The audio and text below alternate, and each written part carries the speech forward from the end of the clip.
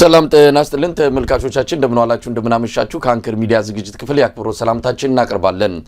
የአማራ ፋኖ ህዝባዊ ድርጅት የወሎ ጠቅላይ ግዛት አዛዥ ኮሎኔል ፋንታው ሙአባ ለብልጽግና እጃቸው መስጠታቸው ተገለጸ። ዛሬ አዲስ አበባ መድረሳቸው ነው ያገኘነው መረጃ የሚያመለክተው። በጉዳዩ ላይ ሰፋ ባለ መልኩ ቆይታ እናደርጋለን።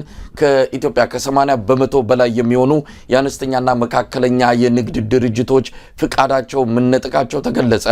ከፍተኛ አደጋ ነው በተባለው በዚሁ እርምጃ ከ500,000 አካባቢ ከሚሆኑት የመካከለኛና አነስተኛ የንግድ ድርጅቶች ከ380,000 በላይ የሚሆኑት ፍቃዳቸው መሰረዙን ነው መረጃዎች የሚያመለክቱት። የኢኮኖሚ ባለሙያዎች ጉዳዩ አነጋጋሪ አስደንጋጭም ነው ሲሉ ገልጸውታል። የአብይ አህመድ የትላንቱ የጅቡቲ ጉዞም እንደዚሁ መነጋገሪያ ሆኗል። አብይ አህመድ ባለስልጣናቱን ሰብስቦ በጅቡቲ ያመራበት ምክንያት በአፍሪካ ቀንድ ላይ ያለው አጠቃላይ ሁኔታ ለኢትዮጵያ አስጊ የሆነ መምጣቱን ተከትሎ እንደሆነ ነው መረጃዎች የሚያመለክቱት። ሌሎች ጉዳዮችንም በማንሳት መረጃ በመስጠትና ትንታኔ በማቅረብ ከእናንተ ጋር የምንቆይበትን የአንከር የመረጃ ክፍለ ጊዜ ነው ይዘን የቀረብ ነው። ለዛሬ መስፍን አማን ከኔዘርላንድ አምስተርዳም አብሮን ይቆያል። መልካም ጊዜ፣ መልካም ቆይታ።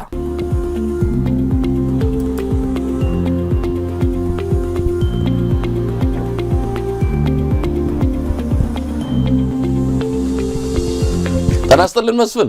መሳይ እንዴት ነህ? እንኳን አደረሰን። አልተገናኘንም ለዓመት በዓል አይደለም።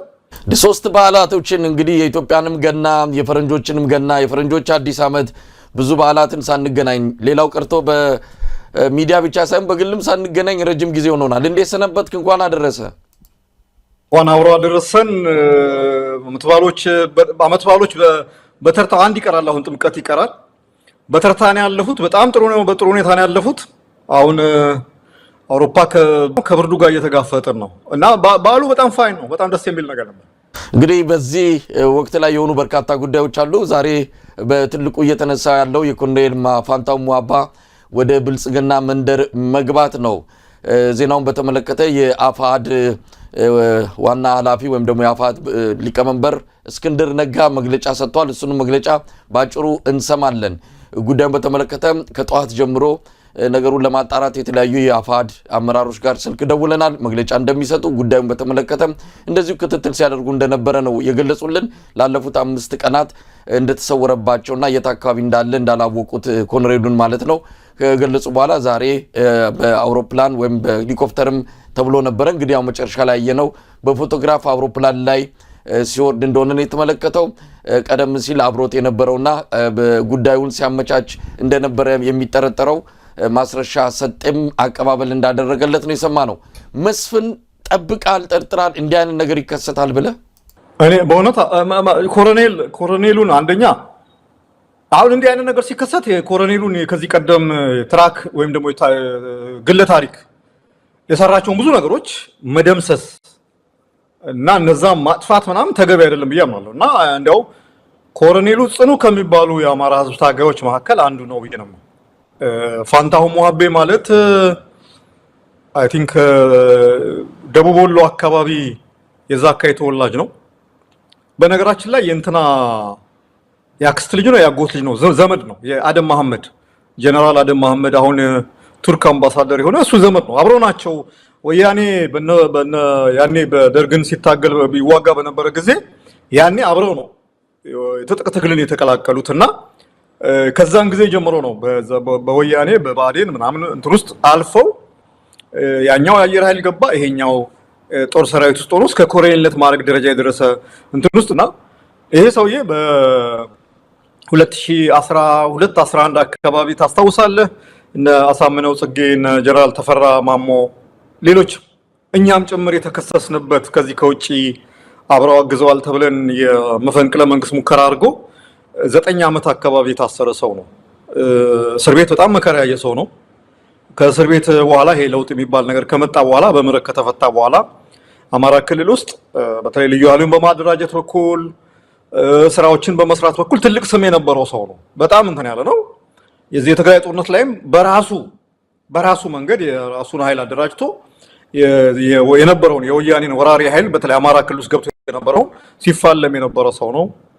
ይሄም የፋኖ እንቅስቃሴ ሲጀመር እንግዲህ መጀመሪያ በዚህ የነበረውን ፖዚሽን ትቶ የነበረውን እንትን ብዙ ነገር የጤናም ችግር አለበት ይባላል ብዙ ነገሮች ትቶ ያኑላ እድሜውም አስበው በጣም ትልቅ ሰው ነው ያኑላ ነገር ትቶ ወደ ትግል የገባ ሰው ነው እና ይሄ ፋክት ይሄ እውነት እንዳለ ነው ምንም እንትን የምትለው ነገር አይደለም ለዚህ ዋጋ እንትን እናደርጋለን አንድ ሰው አንድ ወቅት ላይ ጥሩ አርበኛ ጥሩ ታጋይ ነበረ ማለት ሌላ ጊዜ ስህተት አይሰራም ማለት አይደለም በዚህ በፋኖ እንቅስቃሴ ውስጥ ብዙ ነገሮች አድርጓል ብዙ ጀብዶች ሰርቷል ፋንታው ሟቤ በተለይ ወሎ አካባቢ የሚደረገው እንቅስቃሴ ላይ በጣም የሚያስገርሙ አይነት ስራዎችን የሰራ ሰው ነው አንፎርቹኔትሊ እንግዲህ ምንድነው መሰለ ይሄ ነገሮች ዝም ብሎ ምናልባት ገንዘብ ተሰጥቶት ነው በገንዘብ ተደልሎ ነው በማንኖ ማስረሻ ሰጤ አባ ምናምን የሚለውን ብቻ ምክንያት እንትን ለማድረግ ይከብዳል አሁን እኛ ዝም ብለን ራሽናል ሆነ ሰዎች ብዙ ምክንያቶችን እንትን ማድረግ አለብን አሰስ ማድረግ አለብን የውስጥ ያለው የውስጥ ሽኩቻ በቀላሉ የምናየው ነገር አይደለም ሰውየው የመገፋት ስሜት ደርሶበት ሊሆን ይችላል በግል ከአንዳንድ አመራሮች ጋር ቂምም እና ደግሞ ከነዚህ ሰዎች ጋር መቀጠል አልችልም የሚለው ነገር ሊሆን ይችላል አሁን እየተፈጠረ ያለው አሁን ኦልሞስት አንተ ላይም ሌላም ቦታ ላይም ሰምቻለሁ የፋኖ አንድነት እዚህ ውስጥ ምንም ቦታ አይኖረኝም ምንም እንትን አይኖረኝም የሚል ስሜት ሊኖር ይችላል በአጠቃላይ ድካምም ሊሆን ይችላል ቅድም ያልኩ ነገር ነው የእድሜም ጉዳይ አለ የጤናም ጉዳይ አለ ምንም ጉዳይ አለ ድካም ሊሆን ይችላል በእነዚህ ብዙ ፋክተሮች ምክንያት ይሄ ሰውዬ ዛሬ እንትን ብሏል በመንግስት ለመንግስት እጅ ሰጥቷል ሰላምን ተቀበለ ነው ያሉት እነሱ የትኛው ሰላም ተቀበለ የምናየው ነው እውነት ለመናገር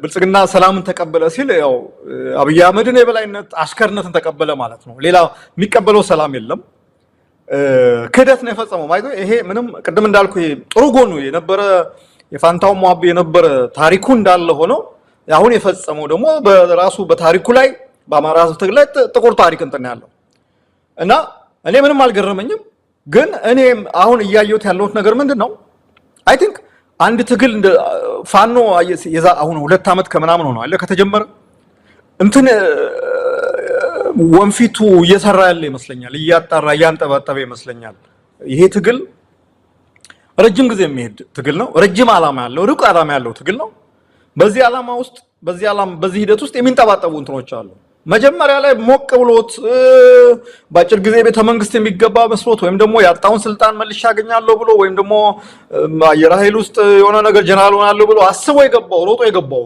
ካድሬው ምናምኑ እየቆየ ሲመጣ እዛ በረሃ ውስጥ ምግቡም ኮሸሮም መከራውም ተክሱም ምኑም ሌላውም ድሎቱም ሲቀርበት እንትን ማድረጉ አይቀርም እና ይሄ ኃይል አሁንም በነገራችን ላይ በእርግጠኝነት የሚቀርው አሉና ተንጠባጥቦ ተመደባሉ እየተንሳፈፈ ወንፊቱ እያራገፈው መውጣቱ የማይቀር ነው ሁሌ ከዚህ ቀደም ብለናል የአማራ ትግል ብቻ አይደለም ደርግ መጨረሻ ላይ ላይክ ሊወድቅ አካባቢ አንድ አመት ሲቀረው ነው አይደል አብርሃም ያየና ጋሽ ገብረ መድህን አራያ ለደርግ እጅ ሰጡ ተባለ ምንም የተቀየረ ነገር የለም በሻቢያ ትግልም ውስጥ አንድ ተስፋ ሚካኤል ጆርጂዮ የሚባል ሰው እንደዚሁ ለደርግ እጅ ሰጥቶ አንድ ሰው በጣም እንትን ያደርግ ነበርና እኔ አሁን የብልጽግና ሶሻል ሚዲያ እንትኖች በጣም ሞቅ ጭፈራ ፋንፌር ሲያውዙ እያየው ነው እኔ የምለው የማስረሻን ተመልከቱ የማስረሻ አንድ ወር ከምናምን ሆኖ በዚህ ጊዜ ውስጥ እንኳን አማራ ክልል ውስጥ ምን ያህል የመንግስት ወታደር ሰራዊት ተማረከ ምን ያህል ውጊያዎች ተካሂደው የሚለው ነገር ተመልከቱ ምንም የሚቀይረው ነገር የለም ምንም ፋይዳ የለውም የነዚህ ግለሰቦች ለመንግስት ለሰላም እጃቸውን ሰጡ ምናምን ነገር የሚባለው ነገር በአማራ ህዝብ ህልውና ትግል ላይ ምንም የሚቀይረው ነገር እንዲያውም ትግሉ የበለጠ እንዲጠራ ያደርገዋል በቃ በአቅምም ድክመት በአስተሳሰብም መበላሸት በሌላም ምክንያት ትግል ውስጥ ዝም ብለው ተሰግስገው አጋጣሚ እድል ምናምን ኦፖርቹኒስቶቹ አሁን እየተንጠባጠቡ እየወጡ ትግል ወደፊት ይቀር እንግዲህ ምንድነው አንድ መዝሙር አለ በደርግ ጊዜ ነው ፈጣን ነው ባቡሩ ቆራጥ የሆናችሁ እንዳትሳፈሩ የሚባል ነገር እና በቃ እንትን ነው ሂደቱ እንደዛ ነው እንደ ባቡር ነው የሚወድቅ ይወድቃል ተሳፍሮ ባቡሩ እስከ መጨረሻው እስከ መዳረሻው እስከሚሄድ ድረስ የሚሄደው ሄዳል እና እኔ ያ ነው በዚህ ትግል ላይ የሚቀይረው ነገር የለም እንዳልኩ ነው ይሄ የህዝብ ኮዝ ነው መስፍንስ ተመለሰበታል ምናልባት የእስክንድር ነጋንም በጉዳዩ ላይ የሰጠውን በድምጽ ለሚዲያዎች ያሰራጨውን እሱን እናዳምጣለን በነገራችን ላይ ጀነራል ተፈራ ማሞ የተናገረውን በዚህ አጋጣሚ ላስታውስና ከዚህ ቀደም ይሄ ከመሆኑ በፊት ማስረሻ ሰጤ እጁን ከሰጠ በኋላ የተናገረውን ነው ጀነራሉ ትግሉ ሄዶ ሱሉልታ አዲስ አበባ ጫፍ ሲደርስም የሚከዳ አይጠፋም የሚል ነገር ተናግሯልና አዲስ ነገር አይደለም አሁን አንተም ብለዋል ካንተ ትንሽ የተወሰነ የማልስማማው የትኛው በደል የትኛው የሐሳብ ልዩነት የትኛው ቢሆን ሊፈጠር ይችላል አይፈጠርም አይደለም ፋኖ ውስጥ ያ ቢሆን እንደው ከትግሉ ራስን ገለል አድርገም ወደ ሌላ የሆነ ቦታ ትሄዳለህ እንጂ ብልጽግና መንደር ሄዶ እጅ መስጠት ተገቢ ነው ወይ ከዚህ አንፃር ምን ማለት ነው ብልጽግና ማለት ከህወሓት የበለጠ የአማራ አራጅ አማራን መቆሚያ መቀመጫ ያሳጣ በግልጽም አማራን አጠፋለሁ የሚል መሪ 4 ኪሎ የተቀመጠበትና ይህንን አገዛዝ በቁንጮነት ለሚመራ ሰው እጅ መስጠት እውነት ለመናገር የትኛው ምክንያት ሊያሳምንና የዚህ ሰው የእርምጃ ተገቢ ነው ብሎ ለመደገፍም የሚያስችል አይደለም በዛ አንፃር ላይ ለነ የሐሳብ ልዩነት ካለ ልትነግረን ትችላለህ እስቲ እስክንድር ምንድን ያለው በጉዳዩ ላይ ሰጠው መግለጫ በስልክ ነው የደረሰን እሱን ለተመልካቾች እናሰማና ወደ አንተ መጣለሁ የአማራ ፋኖ አንድነት የተጠናቀቀ በሚገኝበት በዚህ ወቅት የአፋሃድ ማዕከል በስሩ የሚገኙ ሁሉም የጠቅላይ ግዛት እዞች ራሳቸውን ከሰርጎ ገቦችና ከጸረ ፋኖ አንድነቶች እንዲያጸዱ ባስተላለፈው መመሪያ መሰረት እዙ በጎንዮሽ ጥልቅ ግምገማ ሲያደርግ እንደነበር አትቷል ከግምገማው በኋላም ውሳኔ ማስተላለፉ ይህም ውሳኔ ኮሎኔል ፋንታሁን ሞሃባና ሌሎች ካላቸው የኃላፊነት ቦታ እንዲነሱና እንዲታገዱ መወሰኑንም ገልጿል ከዛም ማስታኮ ኮሎኔል ፋንታሁን በየትኛውም እንቅስቃሴ ላይ እዛችንንም ሆነ ድርጅታችን የማይወክሉ መሆኑን አሳውቃለን ደምድሟል ማለት ነው አሁን ዛሬ እንደምንሰማው ኮሎኔል ፋንታሁን ትላንት ሌሊት ተሰውረው ወደ ዳውንት ከተማ ገብተው ያገዛዙ ሄሊኮፕተር መጥቶ ይዟቸው ወደ አዲስ አበባ እንደሄደ ሰምተናል ያሉበትን የተለየ ሁኔታ ደግሞ መረዳት ይጠበቅብናል ስለዚህ ቁም ነገሩ ምንድነው ቁም ነገሩ ወደ አገዛዙ የወሰዳቸው ነገ ተነገ ወዲያ መድረክ ላይ ይወጣሉ ፖለቲካዊ ምክንያት ነው ብለው መናገራቸው አይቀርም መናገራቸው ግዴታ ነው የወሰዳቸው ግን ፖለቲካዊ ምክንያት የለም የገፋቸው ፖለቲካ የለም በትግሉ አለማመን አይደለም ወይም ወደ መድረክ ወጥተው ከዚህ በፊት ትግሉን ከርተው የሄዱት እንደሚሉት ትግሉ ለሌሎች ለሶስተኛ ወገን ተላልፎ ስለተሸጠ አይደለም ኮሎኔልን ወደ አገዛዙ የወሰዳቸው የጤና ጉዳይ ህመማቸውን ወደ አገዛዙ ሲገቡ አይ ህመሜ ይህንን ትግል መቋቋም እንዳልችል አድርጎኛል ሊሉ የሚችሉበት ሁኔታ የለም አገዛዙ ከሳቸው የሚፈልገው ነገር አለ ያንን ማሟላት ግዴታቸውን ለ2 ዓመት ተኩል ታግለውታል ተናንቀውታል ደም ተቃብተዋል መስፍን እንግዲህ ሰፋ ያለ ነው የእስክንድር መግለጫ በዋናነት ምክንያታቸው የኮሎኔሉ ህመም የጤና ችግር እንደሆነ እስክንድር ጠቅሷል እንደው መስፍን ወደ ኋላ እንመለስና አፋዳ አካባቢ አንዳንድ ግንኙነቶች ነበሩ የዛ ግንኙነቶች ውጤትን እያየን ነው በተለይም ከአፍሪካ ህብረት ከተለያዩ ተቋማት ጋር የተገናኙበት ሁኔታ መስመሩን ክፍት አድርጓል ያንን እየተከሱ ምክንያት አድርጎም የሚወጡ አሉ በመጨረሻ ሰዓትም ደግሞ ከአማራ ጠላቶች ከሆኑት ጋር ትግሉን አሳልፎ ሰጥተዋል ከነሱ ጋር አብረው እየሰራ ያለ ትግል ውስጥ አንቀጥልም ብለው እየወጡ ነው የሚል ምክንያት እየተሰጠ ነው ምናልባት ኮሎኔል ፋንታሁንም ይህንን ምክንያት አድርጎ ሊቀርቡ እንደሚችሉ እስክንድርም ጠቅሷል ዋናው ምክንያታቸው ግን የጤና ነው የሚል ነገር ነው ያነሳው እስቲ ነገሮችን እናንሳ አሁንም አልጠራም ብዙ ከዚህ በኋላም ምንድነው መንገድ ላይ ሊንጠባጠብ የሚችል ቅርብ ወራጅ የሚጠበቅ እንደሆነ እንሰማለን በነገራችን ላይ ኮሎኔል ፋንታው ሙሃባንም ከዚህ ቀደም ምናልባትም ማስረሻ ሰጠኝ ይህን ውሳኔ የወሰነ ጊዜም ተከታዩ እሳቸው ሊሆኑ እንደሚችሉ ውስጥ ያሉ ሰዎች ሁሉ ነግረውናል ለምን እርምጃ አልወሰዱም ለምን እንዲህ አይነት ነገር እስኪመጣ እንዲህ አይነት በርግጥ ስብራት ነው ልንለው አንችልም ለብልጽግናው መንደር ሰርግና ምላሽ በሚመስል መልኩ የሚቀርብን ዜና እንዴት እድሉን ፈቀዱ የሚለው ነገር መነሳቱ አይቀርም አሁንም ሌሎች ሰዎች ካሉ ሌሎች ቅርብ ወራጆች ካሉ ከወዲሁ መስመር ማስያዝ ይገባል የሚል ሐሳብ በብዙዎች ዘንድ እየመጣ ነው ያለውና እስቲ መስፍን ሐሳብን ቀጥል እስክንድር ያለውን እንዴት ታየዋለህ ምን ዲቴል ውስጥ ሳንገባ እንዳለው ነው እኔም እንዲያውም በፊት ነው የሰማሁት የጤና ችግሩ ጋር የተያዘ ሌላውም ነገር ጋር እንዲያውም በጣም ያሳዝነኝ ነበር ሰውየው ኮሎኔሉ እዛ ውስጥ መቆየቱ በራሱ ማለት በጣም እንትን አረግ ነበር በቃ እንዲያውም ከነበሩት በእድሜም በዚህም ችግር ምክንያት ቅድም ያልኩ የጠቀስኳቸው ታሪካዊ ምክንያቶች ሰውየው የከፈላቸው መስዋዕትነቶች ምናምን በጣም እንትን ነበረኝና ግን ምን መሰለ ቅድም ያልከው ነገር ነው። ሰዎች እንዴት አማራጭ ቢጠፋ እንዴት ብልጽግና ጋር ይገባል አልከው። በነገራችን ላይ ይሄ ትግል ሰዎች የሚያካሂዱት ትግል ነው። ሰዎች በጣም ብዙ ደካማ እንትኖች አሏቸው፣ ስስ እንትኖች አሏቸው። ብዙ ነገሮች አሉ።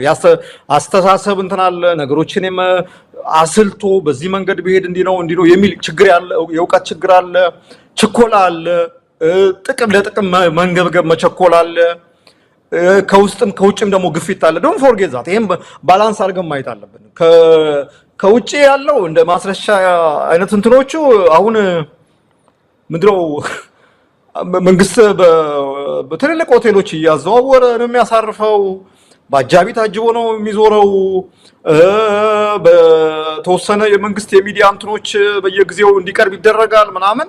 ያም በተወሰነ መልኩ የሚያጓጓቸው የሚያስመረቅናቸው ሰዎች አሉና ይሄ ነገር ሀፕን ሊያደርግ ይችላል። እኔ ግን እንዳልከው እኔ አሁን ካንተ ጋርም አልቃረንም። ምክንያቱም እንዲህ ባለ ህዝባዊ ትግል ውስጥ ቢጠፋ አማራጭ ቢጠፋ ሶስተኛው መንገድ ትከተላለህ እንጂ ትግሉን ከርተ ወደ ጠላት እንትን ካምፕ መግባት የመጨረሻው እንትን ነው። ባይዘው ለትግሉ ላይ ትንሽ እንትን ሊያስከትል ይችላል። ትንሽ መንገጫገጭ፣ ትንሽ የፓብሊሲቲ ኢሜጅ ሊያስከትል ይችላል። ግን ከዛ ውጭ ያንተን የታሪክህን የምናምን ይዞ የሚሄድ ነገር እንትን መስራት በጣም እንትን አድርጌ ነበር። ምክንያቱም ስርዓቱ ዞሮ ያው ስርዓት ነው። በነገራችን ላይ እንኳን አሁን ዛሬ ከፋኖ ገብተው እጅ ለሰጡት እንደ ማስረሻ እንደ ፋንታው ሟቢያ ቀርቶ ለና አደም እኮ አልሆነም። በነገራችን ላይ አደም መሐመድን እንዴት አድርገው አሽቀንጥሮ እንደጣሉ ታውቃለህ። እነ ገዱ እነ ደመቀ መኮንን እንግዲህ ዋናዎቹ የዚህ ስርዓት ባለቤቶች ተብለው ከአብይ አህመድ እኩል እንትን ተብለው የተባሉ በአዴን የአማራን ጥያቄ በሙሉ እንትን አድርገው ጠቅልለው በስጦታ እንትን ለአብይ ያበረከቱ ሰዎች ሳይቀር አሁን የት እንዳሉ የምናውቀው ነገር ነው። አይደለም አሁን እጅ ሰተህ ገብተህ ምናምን የአማራን ጥያቄ ማስመለስ አይደለም የራስህን ክብርና ህልውና እንኳን አታስከብርም። በነገራችን ላይ 10-20 ቀን ነው ማክሲማም ቢበዛ ይሄ አሁን ያለው ብልጽግና ለነዚህ ሰዎች የሚያሳየው ትሪትመንት ምንድነው የሚባለው እንክብካቤ ምናምን የሚዘልቀው 10-20 ቢበዛ 1 ወር ነው። ከዛ በኋላ የተለመደ ኖርማል ሰው ነው የሚያደርጋቸው። ምናልባት እስር ቤቶችም ሊከታቸው ይችላል። ምንድነው በኦሮሞ ክልል ውስጥ ጃልሰኒ የሚባለው እንትኖች እኮ በስምምነት እጃቸውን ሰጡ ተብሎ አሁን አንዳንዶቹ ወደ ካምፕ ገብተው በግዴታ የታሰሩ አሉ። አንዳንዶቹ በግድ ወታደር እንዲሆኑ የተደረጉ ያለበት ሁኔታ ነው ያለውና እንዳልኩ ነው አማራጭ የወሰዱት እርምጃ የሚደገፍ የሚወደስ አማራጭ አይደለም። እንዳልኩ በቃ አሰናብቱኝ እስክንድር ያለው ነገር ነው። በቃ ሲምፕል አሰናብቱኝ፣ እኔ በአቅምም በችግርም በምንም አልተስማማውም፣ አሰናብቱኝ ብሎ የማሰናበት ነገር ነው። ሚስጥር ከሆነ መንግስት እንዲያሳክማቸው ፈልገው ይሆን? ምክንያቱም የጤናው ችግር በጣም ከበድ ያለ እንደሆነ ነው የሚነገረውና ሕክምና እንዲያሳክማቸው ብለው ይሄ መጨረሻ የመራር የሆነውን ይህን ስርዓት በእርግጥ እንዴት እንደሚጠየፉት እናውቃለን። ወደዚህ ውሳኔ የገቡት ሕክምና ለማግኘት ይሆን? I have no idea። እኔ የምልህ እዛ ውስጥ ባንገባ ፐርሰናል ነገር ነው። ግን ይሄ ሰውዬ 9 ዓመት እስር ቤት ማቆ ነው የወጣው። እኔ በደምብ ነው የማውቀው እንትን የምለው በጣም አብሮ የነበሩ ሰዎች በጣም እንትን ብሎኛል። ማቆ ነው የወጣው፣ በጣም ሰፈር አድርጎ ነው የወጣው። እኔ አሁን ማስረሻ ላይ ያለኝን አይነት ቢተርነስ እዚህኛው ላይ የለኝም። በነገራችን ላይ በጣም ማቆ ነው የወጣው። እድሜውም አለ ብዙ ነገሩም አለና ፎር ዋትኤቨር ሪዝን እኔ ትክክል አይደለም።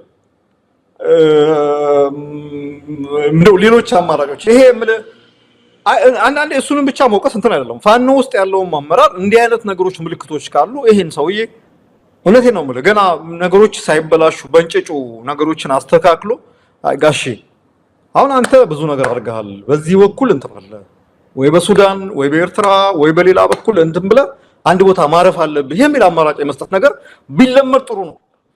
በቃ እንደዚህ አይነት ነገር ውስጥ እንትን እንዲህ አይነት ነገር ውስጥ ከመግባት ቢለመድ ጥሩ ነው። የኔ ምክር እሱ ነው። እኔ አሁን ደግሞ ሌሎች አሉ በነገራችን ላይ አሁን ስታወራ ነው ያስታወስከኝ። ይሄንን አጋጣሚ ተጠቅመው ሌላ የፖለቲካ ስኮር ነጥብ ማስቆጠር የሚሞክሩ ሰዎች አሉ። የነገሌ ጥፋት ነው የዚህኛው ድርጅት እንትን ነው የዚህኛው ድርጅት ውስጥ የነበረ እንትን ነው የሚል አሁን ይሄው እያየነው ነው። ለአጠቃላይ ለትግሉ ለፋኖ ለኢሜጁ እንዲህ አይነት ነገር እርስ በርስ መራኮቱ እያስከፈለን ያለውን ዋጋ እያየነው። በዚህ ላይ እንደ እስክንድር እስክንድር እንትን ነው ምናምን የሚለው ነገር እኔ አሁን እሱን ነገር ብናቆመው ጥሩ። ፋኖ ራሱን ያጥራ፣ በትክክል ያጥራ። ችግር ያለበት ሰው እንትን የተባለ ካል በማስረጃ ነው። ታዲያ ይሄ እንደ እንትን ምንድነው ኢህአፓ ሲምባ ምንድነው የሆነ አንደኛው እኮ ኢህአፓ የፈረሰበት ምክንያት ውስጡ የነበረውን ቅራኔ በተለይ ከተማ ከምናምን ሰራዊት ሆነው የሄዱት ልጆች ምንም ነገር በቃ ገሌ ትንሽ ምንድነው ቀኝ ዘመም ምልክት አሳቀይ ወደ ቀኝ ዘሟል፣ ገሌ ወደ ግራ ዘሟል ምናምን እያሉ ግማሾቹ ረሸኗቸው፣ ግማሾቹን አሰሯቸው። ያ ዲሞራላይዝ አደረገው ሰራዊቱ ዲሞራላይዝ አደረገው። ኢህአፓ የሚባለው እንትን ተበተነ። ግማሹ ወደ አሜሪካ፣ ግማሹ ለህወሓት አድሮ እንትን አለ፣ ግማሹ ለደርግ እጅ ሰጠ ማለት። እንዲህ አይነት ነገር እንዳይመጣ የውስጥ እንትኑን የውስጥ አሰራሩን ማስተካከል ያስፈልጋል። ይሄ ከውጭ ሆነው ፖለቲካሊ ስኮር ለማድረግ አሉ አሁን ሰዎች እስክንድርን በዚህ አጋጣሚ እስክንድርን ለመምታት ወይ ዘመነን ለመምታት ወይም ደግሞ የሆነ አፋባሃን ነው ስማቸው ራሱ ይጠፋኛል ሁለቱ ይምጣጣብኛልና አፋ ምናምን የሚባሉት ብቻ በአፋ ነው የሚጀምሩት። እነሱን እንትን ለማድረግ ኖት ነሰሰ በዚህ ሰዓት ይሄ የሚያስፈልግበት ነገር አለ። ዋናው ተደመረም ተቀነሰም እነዚህ ሰዎች ወጡም እጃቸውን ሰጡም ተቀነሱም የአማራ ህዝብ ትግል አይቆምም። ወደዛ ለምን ነበር መስፍን ወደዛ እንሂድ። እንግዲህ ብልጽግና መንደር አሁን ሰርግና ምላሽ ሆኗል። የፋኖ ትግል በቃ ይሄው ማስረሻ ሰጠ መጣ፣ ኮሎኔል ፋንታውንም ተከተለ። ገና ብዙዎች ይመጣሉ በሚል በራቸውን ከፍተው እየጠበቁ ነው። ቸበርቻቻው ጭፈራው ለጉድ ነው። በእርግጥ ቀደም ሲል አንተ ያልከውንም እስማማለሁ። ኮሎኔል ፋንታው ሙአባንና ማስረሻ ሰጤን ማወዳደር በጣም ከባድ ነው። ኮሎኔል ፋንታው ሙአባ በጣም ብዙ ዋጋ የከፈሉ ናቸው። ብዙ ታሪክም ገድልም ጦርነትም አዋግተው አሰልጥነው አሁን በሳቸው የሰለጠኑ ብዙ ጠንካራ ተዋጊዎች አሉ። ይህንን ትግል ማስቀጠል የሚችሉ ትልቅ ዋጋ የከፈሉ ናቸው። እንደ ማስረሻ ሰጤ እዚህም እዛም ሲርመጠመጡ የከረሙ አይደሉም። በመጨረሻው ሰዓትም ይህንን ውሳኔ የወሰኑበት የራሳቸው ምክንያት ቢሆንም ያው ልዩነቱ እንዴት ወደ ብልጽግና ይሄዳል፣ እንዴት በሬ ወደ ምንድነው ወደ አራጁ ይሄዳል የሚል ጥያቄ ለማንሳት ብለን እንጂ በፍጹም ሁለቱ ሊወዳደሩ የሚችሉ አይደሉም። ግን ምን ሊመጣ ይችላል? ጀነራል ተፈራ ማሞ እንዳለው ከሆነ ትግሉ ገና ሱሉልታ ሲደርስም የሚንጠባጠብና ወራጅ የሚሆን አይጠፋም። ስለዚህ ምንም ከትግሉን ወደ ኋላ የሚቀለብሰው ምንም ነገር የለም። ግለሰቦች ይወጣሉ፣ ግለሰቦች ይመጣሉ። የአማራ ህዝብ ትግል እስከ መጨረሻው መሄዱ ግን የማይቀር ተፈጥሯዊ እውነት ነው ብለው የገለጹትን እዚህ ላይ ምናልባት መጠቀም ከተቻለ ብዬ ነው ያነሳሁት። ምን ሊመጣ ይችላል መስሉ? ምን ይመጣል? ምንም እስካሁን ምን ማስረሻ እጅ ሰጥቶ ምን መጣ መሳይ? ምንም ማስረሻ እጅ ስለሰጠ ነገር ያለፈው ጊዜ ማስረሻ ከተፈራረመ በኋላ ብልጽግና እንትን እያየው ነበር። በቃ በነጋታው አማራ ክልል ጥይት ምናምን የጥይት ተኩስ የሚቆም ምናምን ነገር አስመስለው ነበር ሲያወሩ የነበረው። ኒክስ ምንም ነገር የተቀየረ ነገር የለም። እሳቸውም አሁን በብሔራቸው ምንም ነገር የሚቀየር ነገር ኮሎኔሉ እኔ እንደውም እኔ አንዳንዴ ይገርመኛል። ያው የብልጽግና እንትኖች እስቲ ገልብጣችሁት እኮ ምን ያህል የብልጽግና ሰራዊት ነው ለፋኖ እጅ የሰጠው ባለፈው ወር ብቻ። ምንድነው በምን ቤት አንድ ጣት ብርቅ ነች ይባላል። እና አሁን እንደዚህ ጥቂት ሰዎች ምናምን ነገር መጡ ተብሎ ምናምን የምትሉት እስቲ ተመልከቱ። ምን ያህል አዛዦች ናቸው ለፋኖ እጃቸውን የሰጡት? ምን ያህል እኔ እኮ በጣም እኮ እኔ በየቀኑ ምን ስራዬም ስለሆነ እንትኔም ስለሆነ ፍላጎቱም ስላለኝ በየቀኑ ከታተላሉ ዜናዎች። የሚሊሻ አዛዦች፣ የኮሎኔሎች፣ ሻለቃዎች፣ የብዙ ነገሮች ተራ ወታደሩን ተው፣ ይሄ መደበኛ እንትኑን ተው። ምን ያህል ሰው ነው? ምን ያህል ነው የብልጽግና ሰራዊት አባል ለፋኖ ባለፈው ወር በነገራችን ላይ እንትኑን አናበዛውም ወይ የሚቀጥለው ዓመት የዛሬ ዓመት ምናምን አይደለም። ባለፈው አሳለፍነው ወር ብቻ ትላንትና የዛሬ ሳምንት ጎጃም የተካሄደው ውጊያ ላይ ምን ያህል ሰራዊት ነው የተማረከው? የወሎ የዙ 23 ምናምን ነገር ሲደመስሱ የነበረው እሱን ነው። ለምንድን ነው የማያዩት የብልጽግና ሰዎች? እንዳልኩ ምንም ነገር የሚመጣ ነገር የለም። ምንም ልንገር እኮ እንኳን አይደለም ኮሎኔል ፋንታውን ማስረሻ ምናምን ሌሎቹም አሁን አሉ የተባሉ ገና ስም ያላቸው ሄደው ለብልጽግና እጃቸውን ቢሰጡ ይሄ ትግል ይቀጥላል። የሚቀጥልበት አንድና አንድ ምክንያት ብቻ ስላለው ነው። በነገራችን ፍትሃዊ የሆነ ኮዝ አለው። ይሄ የብልጽግና አገዛዝ የአማራን ህዝብ ካላጠፋ፣ ቅስሙን ካልሰበረ፣ ማህበራዊ እረፍት ካልነሳ የማይቀጥል ስርዓት ስለሆነ ብዙ ሺህ ብሶተኞችን ይፈጥራል። እንዴ ስማ፣ ሌላውን ተወቁ። በየሳምንቱ የፋኖ የሰራዊት ግንባታ አንተን ሪፖርቶች ስትሰማ ይገርማል። በቃ ሰልጥኖ የሚወጣው ከካምፕ ሰልጥኖ የሚወጣው የሰራዊት ብዛት ገና ፍሬሽ አዲስ ትኩስ ኃይል እንደሆነ ነው የሚያሳየው። ገና ነው። አማራ ህዝብ በጣም ከፍተኛ ቁጥር ያለው ህዝብ ነው። የብልጽግና ስርዓቱ ራሱ የሚፈጥረው የምትር የሚለው ነገር እንዲያይቆም ነው የሚያደርገው። የሰው መስጠት፣ የሰዎች መንሸራተት አንድ ምንም ነገር እንትን አይደለም። እኔ ይሄን በጣም እርግጠኛ ሆኜ የምናገረው እሱ ነው። ግን ይሄ ምንድነው አጋጣሚው መሰለ? ጊዜ በራሱ በነገራችን ላይ ነው ሚዛን ነው አይደል? ጊዜ ሚዛን ነው። ጊዜ ወንፊት ነው። አንድ ጊዜ እኛ ትግል ላይ በነበርን ጊዜ አንድ ሰው ከኛ ጋር በጣም ጠንካራ የነበረ ሰው ነው፣ አባል ነበረ። በኋላ የደህንነት ሰራተኛ ሆኖ ተገኘ እና በቃ በጣም ብዙ ነገር ስብሰባ ተቀምጠን ስናወራ ነው እና እንትን ስንል አንድ በጣም ትልቅ ሴትዮ ናቸው ተነሱና ልጆች ያው እንዴ ይሄ እኮ ትግል ነው አሉ። አንድ ሰው እዚህኛ ድርጅት ሲመጣ ፎርሙ ሲሞላ ኤክስሬ አንስተን ልብዳለው ምን አቋም እንደ ልናቀ የምንችልበት ምክንያት እንትን የለም፣ ዘዴ የለም። አንድ ሰውን ዝም ብለህ አይተህ እገሌ አቋሙ እንዲህ ነው፣ መልኩ እንዲህ ነው፣ እገሌ በዚህ በሆነ ጊዜ ሊከዳኝ ይችላል ብለህ በትግል ሂደት ላይ እንትላት። ግን በጊዜ ሂደት የሆነ ጊዜዎች ባለፉ ቁጥር ያ ሰውዬ ሪሊ እንትን እያለ የራሱ እየጠራ ነገሩ ትግሉ ራሱ ለዚህ ነው ትግል ወንፊት ነው የምልህ። ስትንቀሳቀስ እንቅስቃሴ ስታደርግ የሚንጠባጠበው ወንፊት እኮ ስታንቀሳቀሰው ነው። ይሄ ምንድነው ኮረኮንቹን ከምናምኑ እየለየ እንትን የሚያደርገው ማለት። ይሄ ትግል እንደዛ ነው። እያነጠረ እያወጣ እየነጠሩ የሚወጡት ይሄዳሉ። በጣም ምን ችግር አለው እኮ? በጣም እንትን አለ፣ ብዙ እኮ እንትን አለ የሚነጥሩ ገና እኮ እንትን አለ። በሚዲያውም ውስጥ አሉ ገና ሊሄዱ የሚችሉ እጅ ለመስጠት እንትን የሚሉ የሚገለባበጡ አሉ። አሁን ትላንት ኢህአዴግ ነበሩ፣ ከትላንት ወዲያ ግንቦት ሰባት ነበሩ፣ ዛሬ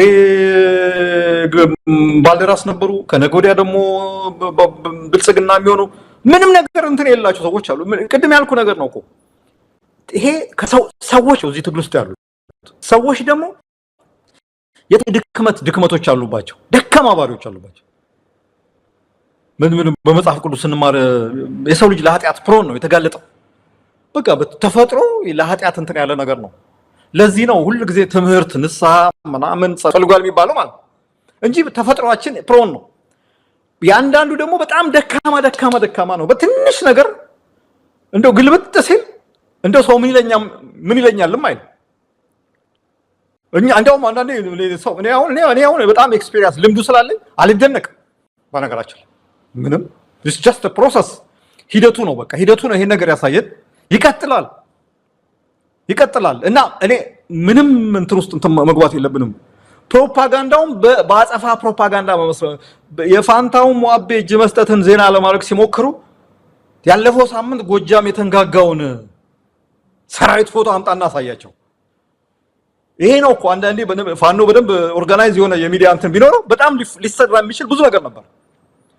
ስንት እጅ የሰጠ ኮሎኔል አለ፣ ስንት እጅ የሰጠ የሚሊሻ አዛዥ፣ ስንት የሰራ የዞን አስተዳዳሪ አለ። እሱን እኮ ብናወጣ ብልጽግና እኮ የለም እኮ ገለባ ብቻውን ቀርቷል እኮ ራቁቱን ቀርቷል። እና እንዳልኩ ነው ምንም ናቲንግ። አንድ ወር አለፈው ማስረሻ በኢጋድ እና በመናም በአፍሪካ ህብረት አማላጅነት ነው አስተባባሪነት እጅ ሰጠ ነው ተብሎ በቃ የተኩስ አቁም ደግሞ ተኩስ አቁም ተብሎ እኮ ተኩስ ነው ምን ማስረሻ ገና ወረቀቱን እየፈረመ እያለ ስንት ቦታ ውጊያ ነበር። ማስረሻን ስታነሳ አሁን ጊዮን ሆቴል ጠባቂ ተመድቦለት ጺሙን እየተላጨ ጸጉሩን እየተላጨ ወጥቶ ይገባል። ከዛ አለፈ ምንም ነገር ሊያደርግ አልቻለም። ምናልባት ኮሎኔል ፋንታው ሞአባ ወደ ብልጽግና ሜዳቸው ዳግም እንዲታይና ዳግም ሚዲያ ላይ ምንድነው ለመቅረብ የሚያስችል አጋጣሚ ፈጥሮለት ይሆናል እንጂ ከዚህ በኋላ ምንም ነገር ሊመጣ እንደማይችል ያውቋል። በጣም ትልቅ ችግር ውስጥም እንዳለ ነው የምንሰማው። ምክንያቱም እንዳልከው ጦርነቱ እንደም ተቀጣጥሏል። መስፍን አንድ ነገር መዘንጋት የለበትም። የፋኖ አንድነት የመጨረሻው ምዕራፍ ላይ ነው። ይሄን ሁሉ ጊዜ የምንለው ነው። አሁን ቀደም ሲል አንተም እንዳልከው እስክንድርም እንደገለጸው ይሄ ወንፊቱ በደንብ ጠቅጠቅ ያለ ነው። ምንም የሚያሳልፈው ነገር የለም። ከሃዲን ይሄ ምንድነው መንገድ ላይ ተንጠባጥቦ የሚቀርን ዓላማ የሌለውን ቆራጥ ያለውን በሙሉ እያንጓለለ የሚያራግፍ ወንፊት መጥቷል። በዛ ወንፊት ማለፍ በጣም ከባድ ነው። የአማራን ህዝብ የመጨረሻውን የድል ጽዋ የሚጠጣ ብቻ ነው የሚያልፈው። የአንድነት እየመጣ ነው። እስክንድርም እንደገለጸው ሌሎችም እያሉት እንዳለው ያ ነገር ተጠናቋል። አሁን አገዛዙ ብርክ ይዞታል። በእንደነዚህ አይነት የክህደት ዜናዎች እየተጽናና መቀጠል ነው የፈለገው። ያንንም ዜና መዘንጋት የለብንም። በእርግጥ ፋኖች ዛሬ ነገ እያሉ ይህንን ነገር የማጓተት ነገር አለ። እሱን በቶሎ አጠናቀው የአማራን ህዝብ አንድነት የፋኖን አንድነት በአጠቃላይ ለኢትዮጵያ ህዝብ ሁነኛ ኃይል ሆነው የሚመጡበትን ትልቅ የድል ዜና ያሰማሉ ተብሎ ነው የሚጠበቀውና ይሄ እንዳይመጣ ነው ሁሉ መፈራገጥ። አንድነቱን በተመለከተ ያው እኔ ብዙ ጊዜ አንድነት ይመጣል ያቀፉ ተሳሳሙ ስለሚባል ብዙ እንትን የለኝምና እኔ አሞነስት እኔ በግልጽ ነው የምናገረው። በተጨባጭ መሬት ላይ ወርዶ እነዚህ የተባሉት እንትኖች ስብስቦች አንድ ላይ ቀልጠው አንድ የአማራ ፋኖ አደረጃጀት ተፈጥሮ ያ ደግሞ በተግባር እንቅስቃሴ አድርጎ የተዋሃደ ሰራዊት ፈርጥ እንትን ብሎ ይሄ በየመንደሩ ኬላ ገመድ እየዘረጉ የሚደረገው ነገር ቀርቶ በደንብ የተደራጀ የተቀናጀ እንቅስቃሴ አድርጎ እስካይ ድረስ አሁን እኔ ሰዎች ሊቀየሙ ይችላሉ። ሴሌብሬት አላረጋም ያሳዩ። በነገራችን ላይ በዚህ አንድነት ይሄ ውደት እንዳይመጣ እንቅፋት መሆን በራሱ ከነ ፋንታው ሙሐቤ ምናምን ያላነሰ ክህደት ነው። በዚህ ትግል ላይ የሚፈጸም ደማው እንቅፋት የሚሆኑ ሰዎች ካሉ ማለት እኔ እኩል ነው ማስቀመጥ ያለብን። ይሄ ውጪ ለጠላት ሄርጆ እጅ የሰጠውን ብቻ ሳይሆን መውቀስ ያለብን ውስጥ ሆኖ አንድነት እንዳይመጣ ሳቦታጅ የሚያደርገው የተለያየ ምክንያት የሚደረድረው ነው እንትን ማድረግ ያለብን። እኩል ነው ማየት ያለብን። ምክንያቱም ይሄ ትግል በእንደነዚህ ያሉ ነገሮች እየተጎተተ በመቆየቱ የሚከፈለው መስዋዕትነት ይበዛል፣ የሚወስደው ጊዜ ይረዝማል። ያልተፈለገ የአማራ ህዝብ በተለይ የአማራ ህዝብ ያልተፈለገ መስዋዕትነት እንዲከፍል ይደረጋል። ሌላው ደግሞ ፋኖን ከልቡ የሚደግፈው ወይ ቀላቀለዋል ወይ ነፃ ያወጣኛል ብሎ የሚጠብቀው ደግሞ ህዝብ ሞራሉ ይጎዳል።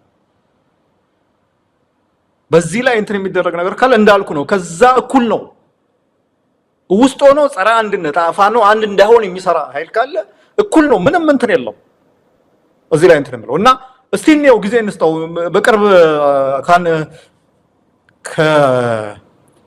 ይሄንን ፕሮሰስ ከሚያስተባብሩ ሰዎች ጋር አሁን ከ2-3 ቀን በፊት አውርቼ ነበር። ልክ እንዳንተ ነው ያልኩት።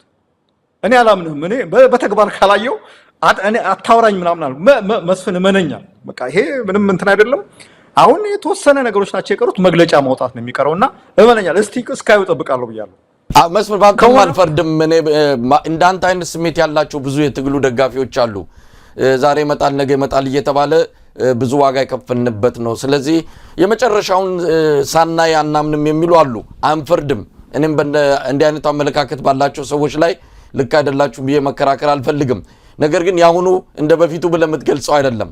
በትክክል መሬት ላይ ያለውን ነገር ስለምንከታተለው ስለምናየው በወረቀት የሰፈረውን በተግባር እየተተረጎመ ያለውን ነገር ይሄው እኮ ያየን ነው። አንዱ መምጣቱን ትክክለኛ መሆኑን የምታውቀው ይሄው ያንጓለለ እኮ ነው። ቅርብ ወራጆችን እያየን ነው። ይሄ የአንድነቱ መምጣት አንዱ ምልክት ተደርጎ አንዱ ማሳያ ተደርጎ መወሰድም የሚገባው ጉዳይ ነው። እንድታምንም አይደለም። እኔም ማረጋገጫ የመጨረሻውን እስከማይ ድረስ ስለ ጉዳዩ ደስታም ሆነ ሌላ ነገር ስሜት ለመግለጽ ገና ነው ብዬ ነው ማምነው። ግን ደግሞ የሚመጣውን ተስፋ እየመጣ ያለውን ነገር ይሄ ምልክቱን ብልጽግና መንደር የሚታየውን ድንጋጤና ለዛ ድንጋጤ እንዲህ ትንሽ ነገር ሲያዩ ደመቅ አድርገው የሚያከብሩትና የሚጨፍሩት ምክንያት ምን እንደሆነ ከጀርባው ስለምንረዳ ውጤቱንም እያየን ነው ብለን እንወስደዋለንና ከዛ አንፃር ማየት ፈልጌ ነው መስፍን። እኔ እንደዛ ነው በደንብ ሆርስ ማውዝ ነበር ከፈረሱ አፍ ነው የሰማሁት። ፕሮሰሱም ምናምኑን የነበሩትን ውጣ ውረዶች የሚያሳዝኑ ነገሮች ነበሩ። ረጅም ጊዜ ወሰደ ነው። ሰዎች በጣም ባይዞ ወደፊት ታሪክ የሚያከብራቸው ሰዎች ናቸው። በጣም እዚህ አውሮፓም አሜሪካም ምናምን ያሉ ሰዎች ናቸው። በየቀኑ እየተነጋገሩ ይሄ ውጣ ይሄ ግባ ይሄ ነገር ይባል እየተባለ እያንዳንዱ ነገር ላይ ዲቴል ሰርተው ነው እንትን የተባሉትና ሰውየው በደንብ ማምነው ሰው ነው። በደንብ እንትን ብሏል። እንትን በል ሲለኝ አይ አምናለሁ ግን ሌው ምናምን ነገር ብየዋለሁ። እስቲ የምናየው ነው ወደሚቀጥለው እንትን ይል መሳይ።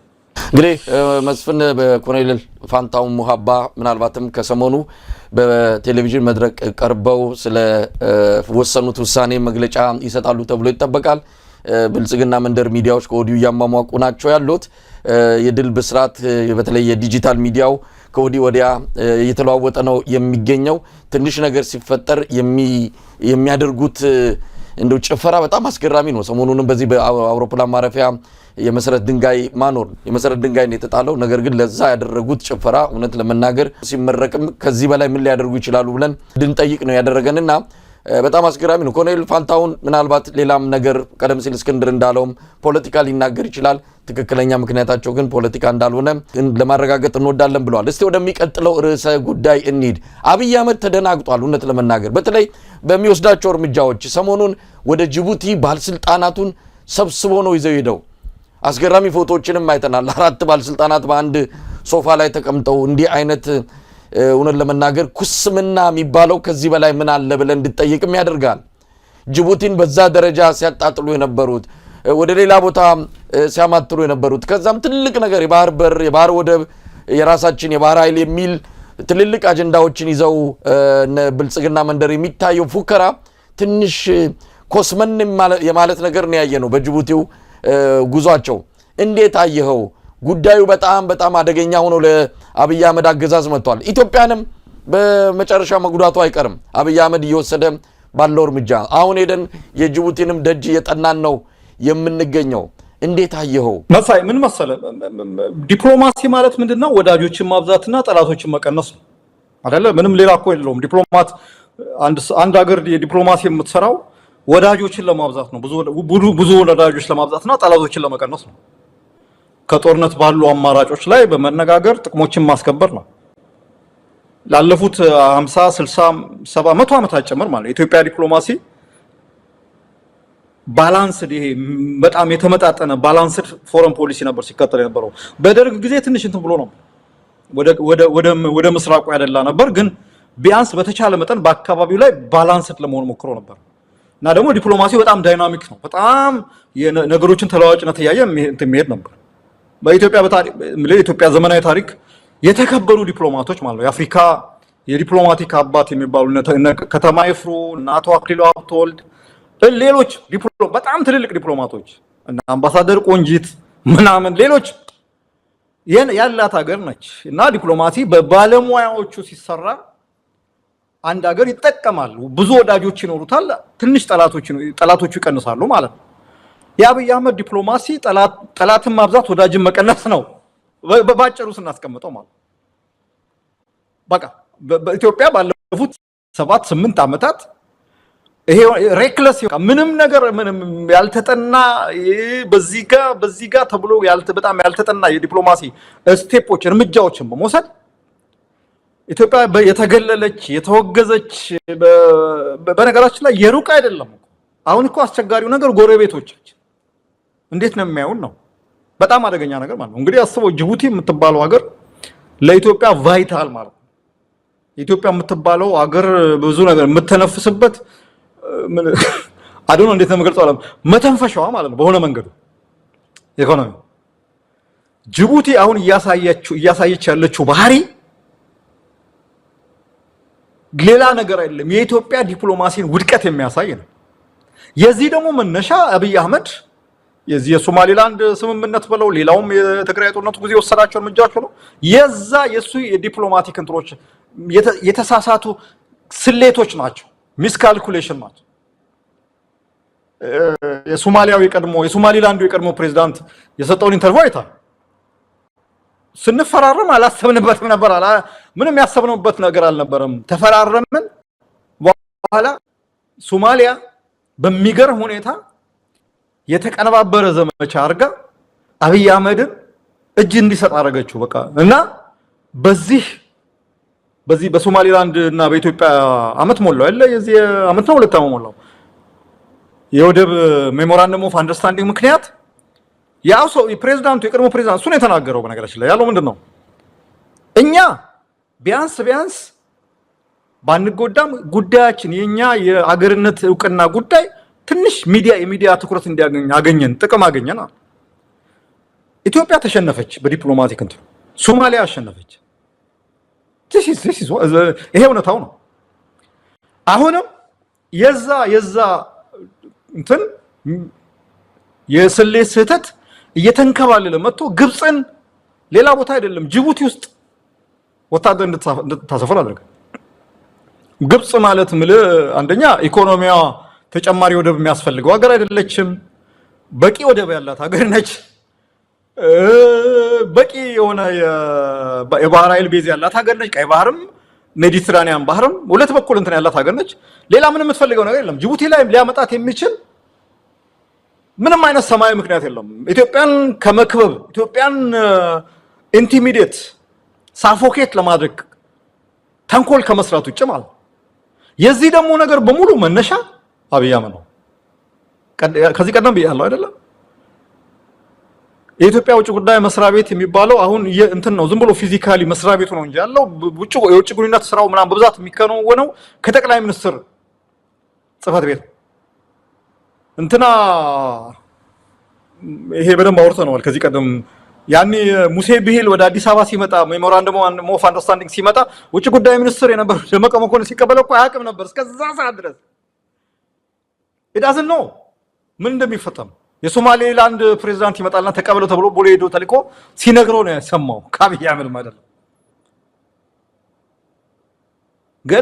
ገና ሌላ ነገር ምን እናያለን ገባ የአፍሪካ ቀንድ የጂኦፖለቲክ እንትን በጣም እየተወሳሰበ የመጣበት ሁኔታ ነው ያለው ምን እኔ እንጂ አሁን ከሚድል ኢስት የበለጠ ትኩረት እየሳበ ያለ አካባቢ ነው ባሁን በግልጽ ሳውዲዎቹና ኤሚሬቶቹ ጦርነት ውስጥ ገብተዋል እኛ ደግሞ በግልጽ ወገን ለይተን ከአንደኛው ጋር ቆመናል ወደድንም ጠላንም በዛኛው ላይ ለዛኛው ላይ የሚወረወረው እንትን እኛ ዳፋው እኛ ላይ መድረሱ አይቀር አሁንና የጅቡቲውም ነገር ምንም እኮ ቀላል ነው እኮ ኢትዮጵያ በአመት $2 ቢሊዮን ነው አይደል ለጅቡቲ መስጠት ሳውዲ ለጅቡቲ $2 ቢሊዮን መስጠት አያቀታት ማይቀር መስጠት ምን ችግር አለው ቴንኪው ምናምን ነገር ሌላው ደፈልጉ ብትለምንት ነው በጣም ጨቅላ የሆነ በጣም ባይዞ ኢማቹር የሆነ እንትን ነው ይሄ የውጭ ግንኙነት የዲፕሎማሲውን ስራ ከዚህ ሰውዬ እጅ አውጥተው ባለሙያዎች እንዲመሩት ባለሙያዎች እንዲያደርጉት የማድረጉ ነገር ቢታሰብበት ጥሩ ነው አረፈደም ወይ ነው መስል አሁን ከዚህ በኋላ ማቃናት ይቻላል ወይ አብይ አህመድ የገባባቸው አብዛኞቹ እንደዚህ አይነት ውሳኔዎችና እርምጃዎች ላይቀለበሱ ኢትዮጵያን ሰብረው የሚያልፉ ናቸው ተብሎ በጣም ስጋት ላይ ነው ያሉት ለምሳሌ አሁን ከሳውዲ አረቢያ ጋር በተያዘ በተለይም የአብይ አህመድ አገዛዝ ቅጥረኛ ሆኖ ለተባበሩት አረብ ኤሚሬትስ ጉዳይ አስፈጻሚ ሆኖ በየቦታው የገባበት ሁኔታ በጣም ከፍተኛ ዋጋ ሊያስከፍለን የሚችልበት ሁኔታ ውስጥ ገብተናል ለምሳሌ የሱዳኑን ጉዳይ አሶሳ አምጥቶታል ጦርነቱን በአሁን ሰዓት ኢትዮጵያ በዚህ ጦርነት ውስጥ እጇ ሙሉ በሙሉ የሚገባበት ጦርነቱም የኢትዮጵያን በር የሚያንኳኳበት ጊዜ በጣም በቅርብ እንደሚሆን ይገመታል ዛሬ እንደሰማነው ከሆነ የተባበሩት አረብ ኤሚሬትስ ሶማሊያ የሚገኙ የደህንነትና ሌላ የራሷን አታሾች በሙሉ አስወጥታለች ባለፈው ከየመን እንድታስወጣ ተደርጋለች ስለዚህ እጇ እየተነቀለ ነው ከየቦታው እግሯ እየተሰበሰበ ነው የሚገኘው ለዚህ በኢትዮጵያ የምትከፍለው ዋጋ ደግሞ የቱን ያህል ከባድ እንደሚሆን መገመት ቀላል ነው ስለዚህ አረፈደም ወይ ከዚህ በኋላ ይሄንን ነገር ማስተካከል የሚቻለው ይሄ አገዛዝ ከስልጣን ሲወገድ ብቻ ነው ብለው የሚያምኑ ወገኖች አሉና ከዚህ አንፃር እንዴት ታየዋለህ በጣም ፍጹም በጣም አደገኛ ኢትዮጵያ እንደዚህ አይነት ወቅት ላይ እንደዚህ አይነት አደገኛ ሁኔታ ውስጥ ገብታ የምታውቅ አይመስለኝም እንደ ሀገር ማለት ምክንያቱም አንደኛ በሰው ተቀጸላ ይሄ ፕሮክሲ ዋር ውስጥ ገብታ በማገባት እንትን በፕሮክሲ ዋር ውስጥ ገብታ ሪስክ እየወሰደች ያለበት ሁኔታ ነው ያለው የተባበሩት አረብ ኤሚሬቶች ሁኔታዎችን አይተው ካላዋጣቸው ንቅል አድርገው ነው የሚወጡት እንኳን እነሱ አሜሪካኖቹ አላይ ምናምን የሚባል ነገር የለም ያውይቷል ጦርነቱ ብዙ ወጪ የሚያስወጣቸው ከሆነ ጦርነቱ ዲፕሎማቲካሊ ብዙ ዋጋ የሚያስከፍላቸው ከሆነ ጦርነቱ ኢሜጃቸውን የሚያበላሽ ከሆነ እንትን የሚላቸው ከሆነ እርግፍ አድርገው ጥለውት ሊወጡ ይችላሉ። ያን ጊዜ አንተ ነህ ብቻ ነው የምትቀረው። ሌላው ያኛው በተቃራኒ በኩል ያለው ደግሞ የሳውዲ የግብጽ የምናምን ጥምረት አንተ ላይ ነው የሚዘምተው ማለት እና በጣም አደገኛ እንትን ነው። በአፍሪካ ቀንድ ቀይ ባህር በኢንዲያን ኦሽን አካባቢ ሳውዲ አረቢያ በጣም ትልቅ ሀገር ነው። በዓለም ላይ በመሳሪያ ግዢ አንደኛው እሱ ነው ታውቃለህ። መሳሪያ በመግዛት ሳውዲ አረቢያን የሚያክል ሀገር የለም። በአመት የሆነ ለአሜሪካ 90 ቢሊዮን ምናምን ይገርመኛል። ራሱ ብሩ ራሱ ይገርመኛል። ምን አይነት መሳሪያ ምናምን እንደሚገዙ ማለት እና በጣም ትልቅ ጃይንት የሆነ ጦርነት ያላቸው የመሳሪያ ብዛቱ በጣም እንትን ነው። አሁን ደግሞ እልህ ተጋብተዋል። ደግሞ አሁን ደግሞ ገባ አሜሪካኖቹ እነዚህ ምዕራባውያኖቹ ከአፍሪካ ቀንድ ከሚድል ኢስት ራሳቸውን እያወጡ ስለሆነ እነዚህ ደግሞ መካከለኛ ጉልበት ያላቸው መካከለኛ ፓወር የሚባሉት ሀገሮች ራሳቸውን ፕሮጀክት ማድረግ ይፈልጋሉ። እና በዚህ ሁኔታ ውስጥ አንተ ቀደም ያልኩ ነገር ነው ባላንስድ የሆነ ሚዛኑን የጠበቀ ዲፕሎማሲ ነው መስራት ያለበት። የውጭ ግንኙነት ፖሊሲ ገለልተኛ መሆን አስታራቂ መሆን ኢትዮጵያ የምትባል ሀገር እንትን ማለት አስታራቂ መሆን ሚዛኑን የጠበቀ እንትን ኬንያን ተመልከት። ምን አገባችሁ እንትን ምንድነው የምንጠቀመው? በነገራችን ላይ አሁን የተባበሩት መንግስታት የተባበሩት አረብ ኤሚሬት ተላላኪ በመሆን የሪጅኑ ጉዳይ አስፈጻሚ በመሆን ኢትዮጵያ ምንድነው የምትጠቀመው? ምንም የተለየ ኢንቨስትመንት መጥቷል ከዩናይትድ አረብ ኤሚሬት ነው አልመጣም። የተወሰኑ የጦር መሳሪያዎች ሰጥተውናል። የተወሰነ ሪዞርት የት ነው ቆቃ አካባቢ ገዝቷል ይባላል። ፕሮባብሊ ለአብይ አህመድ ለሚስቱ ለምናም በግላቸው የሆነ ነገሮች ሸልመዋል ወይም እዛ ዱባይ አፓርትመንት ሰጥተው ሊሆን ይችላል። ግን ይሄ ነው የሚባል የተለየ ቀጥተኛ የሆነ ልማት ወይም ቀጥተኛ እርዳታ ምናምን የምትለው ነገር ብዙ ነገር የለም። እና እኔ በጣም አደገኛ ነው። በተለይ ደግሞ ጅቡቲ ላይ ያለው ነገር የግብጽ እርምጃ በጣም አስጊ ነው። ያለፈው አመት ሶማሊያ ውስጥ እንድትገባ አደረገ። አሁን ደግሞ ጅቡቲ እንዲሁም አሰብ፣ ሱዳን በዚህ በኩል በሱዳን አለች። እንዴት ነው ነገሩ ምናምን ነገር የምትለው ኢትስ ኖት ኖርማል እኮ ይሄ ኖርማል አይደለም። እና ይሄ በጣም እኔ ሰው በቸልታ የሚያየው ነገር አይደለም። ይሄ ጨቅላ የሆነ ምንም ነገር ከሶስት ከአራት እንትን ስቴፕ በላይ አርቆ ማሰብ አይችልም መሪ አገሪቷን ይዟት መቀመቅ ውስጥ እየከተተ ነው ያለው። እንግዲህ መስፍን ከዲፕሎማሲው አንፃር ብዙ እርምጃዎችን ወስዷል፣ እየወሰደም ነው። ዋጋ ወይም ደግሞ ተጽዕኖ አሁን ነው ተራ በተራ እየመጣ የሚገኘው። የተባበሩት አረብ ኤሚሬት ስትመታ ወይም ደግሞ የሆነ ሚናዋ ሲቀንስና እጇን ስትሰበስብ አብረን እኛም ኩምሽሽ የምንልበት ሁኔታ ነው የተፈጠረው። የሱዳን ባለስልጣናት በቅርቡ የተባበሩት አረብ ኤሚሬትስ እጆች ከሱዳን ይቆረጣሉ ብለው በእርግጠኝነት እየተናገሩ ነው። የዛን ጊዜ የአብይ አህመድም እጅ አብሮ የሚቆረጥበት ሁኔታ ነው ያለው። እንደዚህ አሽከርነት እንዲህ የራሳችን ነገር ሳይኖረን የሰው ሀገር እየተከተልን በጣም አሳፋሪ ነው። በ1960 እንደ አውሮፓውያን አቆጣጠር የተመሰረተች የተባበሩት አረብ ኤሚሬት ኢትዮጵያን የሚያህል ትልቅ ሀገር እንደፈለገች የምትጫወትበት ሁኔታ እድሉን የሰጠው ይሄ ግለሰብ በመሆኑ ዋጋውን እሱ ከስልጣን ከተወገደም በኋላ በተወሰነ ደረጃ ይህንኑ ችግር እየተጋፈጥንና ዋጋውን እየከፈልን መዝለቃችን የማይቀር ነው። መስፍን እስቲ ወደ አገር ውስጥ ሌሎች ጉዳዮች ልምጣ። አስደንጋጭ መረጃም ሰምተናል።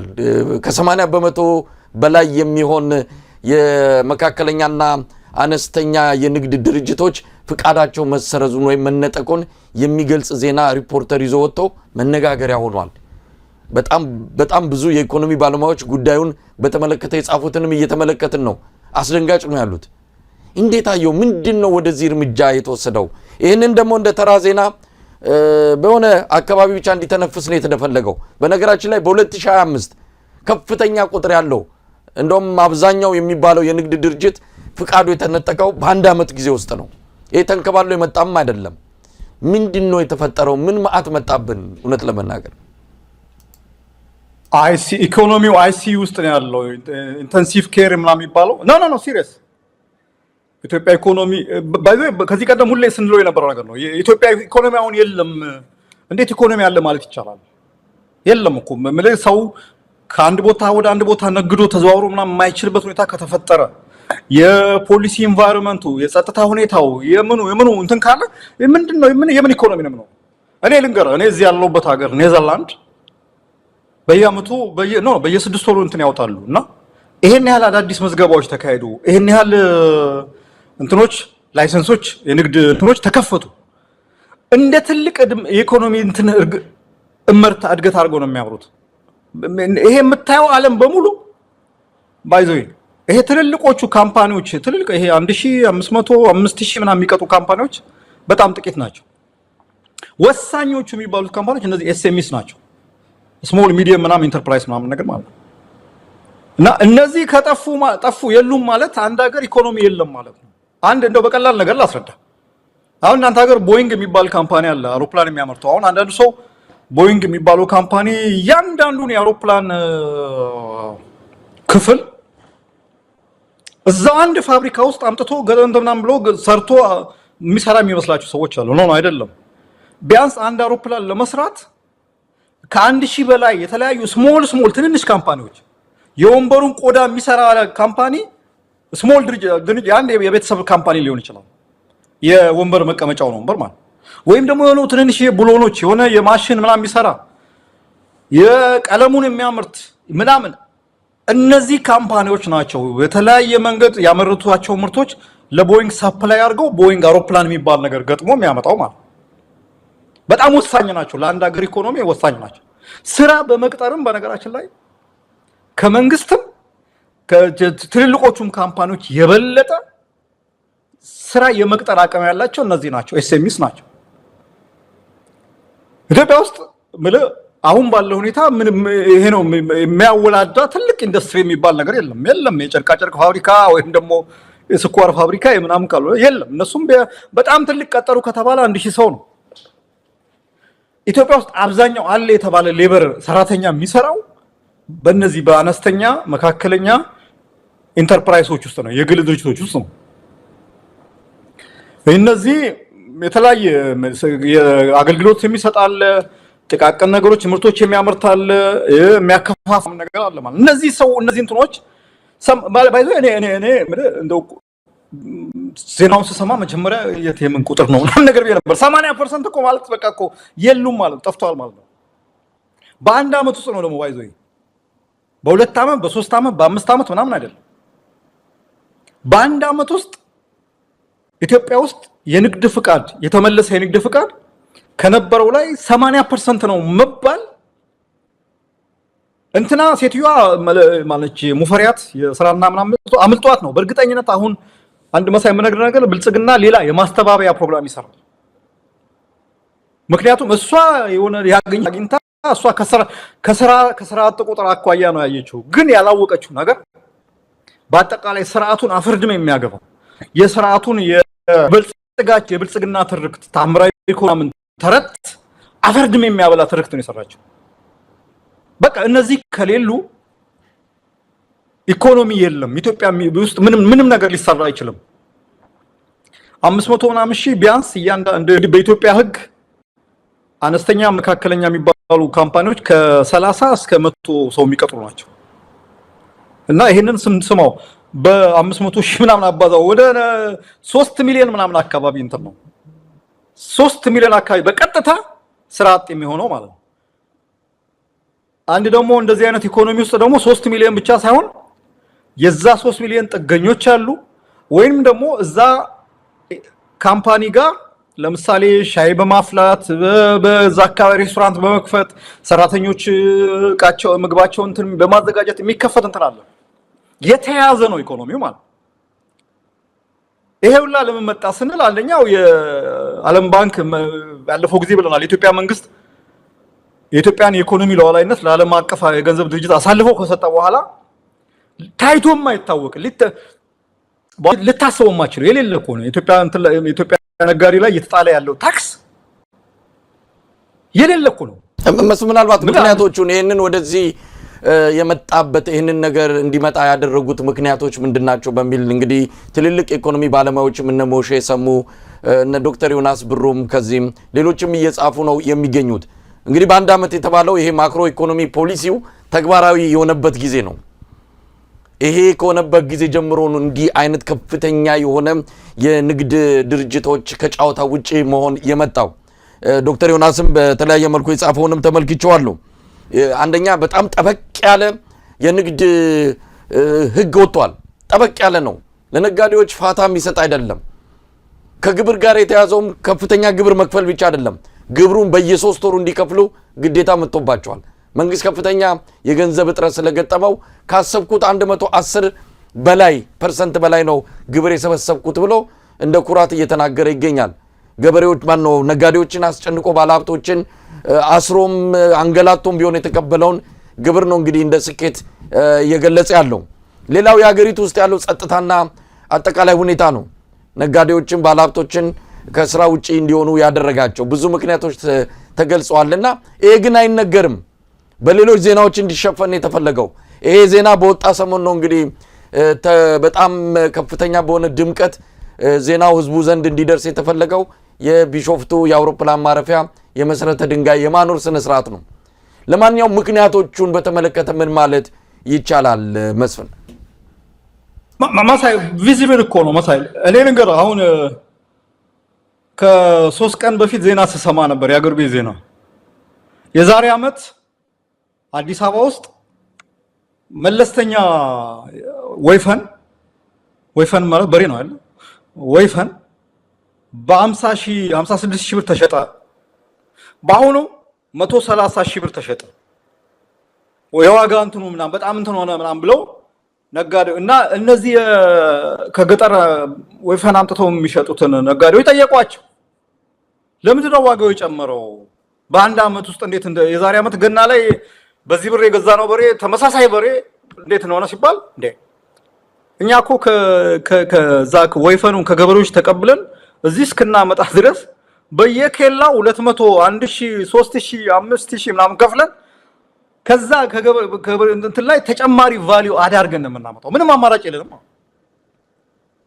ማለት ይሄ እኮ ነው አገሪቷ ስርዓት የሌለበት ሀገር ነው። አዲስ አበባ እስክንደርስ ድረስ ቢያንስ 30,000 20,000 አካባቢ እንጨምራለን ነው ሶዋ። ይሄን እኮ ስርዓት ኢኮኖሚ ምናምን ስርዓት የሚባል ነገር የሌለበት ሀገር ነው። በየቦታው እንዳልኩ ነው። አንድ ሀገር ኢኮኖሚ አለ የሚባለው የጤፍ ነጋዴ አሁን ለምሳሌ ሰብል አምራች አካባቢ የሚባል አለ፣ ቀንድ ከብት አምራች አካባቢ አለ፣ ቡናና እነዚህ ካሽክሮፕ የሚያመርቱ አሉ፣ ስንዴ አምራች አለ ምናምን። ኢትዮጵያ እንደዛ ነው የሚባለው። ከጎጃም ጤፍ ወስዶ ከወለጋ የሆነ ነገር አምጥቶ ከጅማ ቡና ለቅሞ ምናምን ነገር ኢኮኖሚው እንደዚህ ነው የሚተሳሰው። ኢትዮጵያ ውስጥ ያ ነገር አሁን ቆሟል። ምክንያቱም ዝውውር የሚባል ነገር ቆሟል። ዝውውር እኮ የደም ስር ማለት ነው ለአንድ ሀገር የደም ስር ማለት ነው። ልንገር እዚህ እኔ አሁን ምሳሌ የምጠቅሰው ያለውበት እንትን ነው። ከትላንት ወዲያ ኃይለኛ በረዶ ነበር፣ ስኖ ነበር፣ በጣም ኃይለኛ ማለት ነው። በቃ ባቡር መንቀሳቀስ አልቻለም፣ መኪና መንቀሳቀስ አልቻለም፣ አውሮፕላን ምናምን። ስንት ቢሊዮን ብር እንዳጡ ታውቃለህ? በጣም በብዙ ወደ 900 ምናምን ነገር ቢሊዮን ብር ነው ሉዝ ያደረጉት ስላልተንቀሳቀሰ ሰው ማለት ነው። ሰው ስራ አልገባም። ሰው ስራ ስላልገባ ደሞዝ ከፋዩ ላይ ይሄን ያህል ብር ይደርስበታል፣ ይሄን ያህል እዳ መጣበት። በወቅቱ በጊዜው ለሱፐርማርኬቶች መድረስ የነበረበት ሸቀጣ ሸቀጥ አልደረሰም። ይሄን ያህል እንትን ሆነ። አውሮፕላን ሰዎች አመለጣቸው። አውሮፕላን ስላመለጣቸው ሆቴል ማሳረፍ አለበት፣ ተጨማሪ ካሳ። በጣም እንትን ነገር ነው ኢትዮጵያ ውስጥ። ምን እኔ አሁን ይሄ ነገር ይሆናል ብዬ እንትን ማድረግ አይደለም፣ ግን ኢትዮጵያ ውስጥ ደግሞ ኮምፕሊትሊ ከአንድ ቦታ ወደ አንድ ቦታ አይደለም ንግድና ሸቀጣ ሸቀጥ ምናምን። አንተ አሁን ቴረብል እንትን ላስት ዊክ ያለፈው ሳምንት የሰማነው እንትን አለ ተመሳሳይ ቦታ ሊዶሮ ላይ ለ20ኛ ጊዜ ጎጃም ወደ ጎጃምና ጎንደር ገናን ለማክበር የሄዱ የነበሩ 2 አውቶቡሶች ታግተው አሁንም ድረስ እንትን አልተባሉ። እንኳን ሸቀጣ ሸቀጥና እንትን ሰው ቀርቶ ማለት። በዚህ ሁኔታ ውስጥ እንዴት ነው ነጋዴ አትርፎ እንትን የሚለው ማለት አስበው። ስለዚህ አንተ ንግድ ከሌለ ስራ ከሌለ ላይሰንሱን ይዘህ ታቀፈ ወይም ደግሞ ግድግዳ ላይ ሰቅለኸው በፍሬም አድርገኸው ነጋዴ ነኝ ብለህ ዲግሪ ሲሆን ነው ግድግዳ ላይ ሰቅለው ይኸው ተመልከቱ ዲግሪ ይዣለሁ ምናምን ብለህ ለሰው የምታሳየው። የንግድ ፍቃድ ግብር መክፈል አለብህ፣ መልሰህ እንትን ማድረግ አለብህ። ስለዚህ ነጋዴው ያለው አማራጭ የንግድ ፍቃዱን መመለስ ነው። በቃ በነገራችን ላይ ገና ኢምፓክቱን የዚህን ተጽዕኖ የምናየው መሰለ ባንኮች አሁን ተበዳሪ ካጡ የሚበደር ገንዘብ ከባንክ የሚበደር አካል አሁን ነጋዴ ነው ሌላ ምንም እንትሚደረም ኤስኤምኢ ነው የሚበደረው በአብዛኛው ከባንክ ካጡ ባንኮች ራሳቸው ኮላፕስ የሚያደርጉ ፋይናንሻል ክራይሲስ ይፈጠራል ማለት የበለጠና ዮናስ እነ ፕሮፌሰር ተሾመ ምናምን ቢያብራሩት ይችላል ግን በጣም ቀላል እንትን አይደለም ብልጽግና ሳያውቀው ነው በራሱ ላይ ተኮሰው እንትና ሙፈሪያት የሪፖርት አወጣው ብላ የሚገርም አይነት ነገር ነው ማለት ብልጽግና ታምራዊ እድገት የብልጽግና ዘመን የሚባለው እንትን ምንም ምጥሬ በጣም እኔ በጣም በዚህ ጉዳይ ላይ በደንብ ዕውቀቱ ያላቸው ሰዎች ይናገሩ ይችላል ምን ያህል ወሳኝ እንደሆኑ ኤስኤምኢስ የሚባሉት ምናምን ምን ያህል አንድ ነገር ለማምረት መኪና የጀርመን ካር ማኑፋክቸረርስ የጀርመን መኪና አምራቾች እና ቮልክስዋገን ወይም መርሴዲስ በአንድ መርሴዲስ ለማምረት ወደ 100 ምናምን የሚጠጉ ትንንሽ ካምፓኒዎች ናቸው የተለያየ ፓርቱን የሚያቀርቡላቸው የቤተሰብ ካምፓኒዎች ናቸው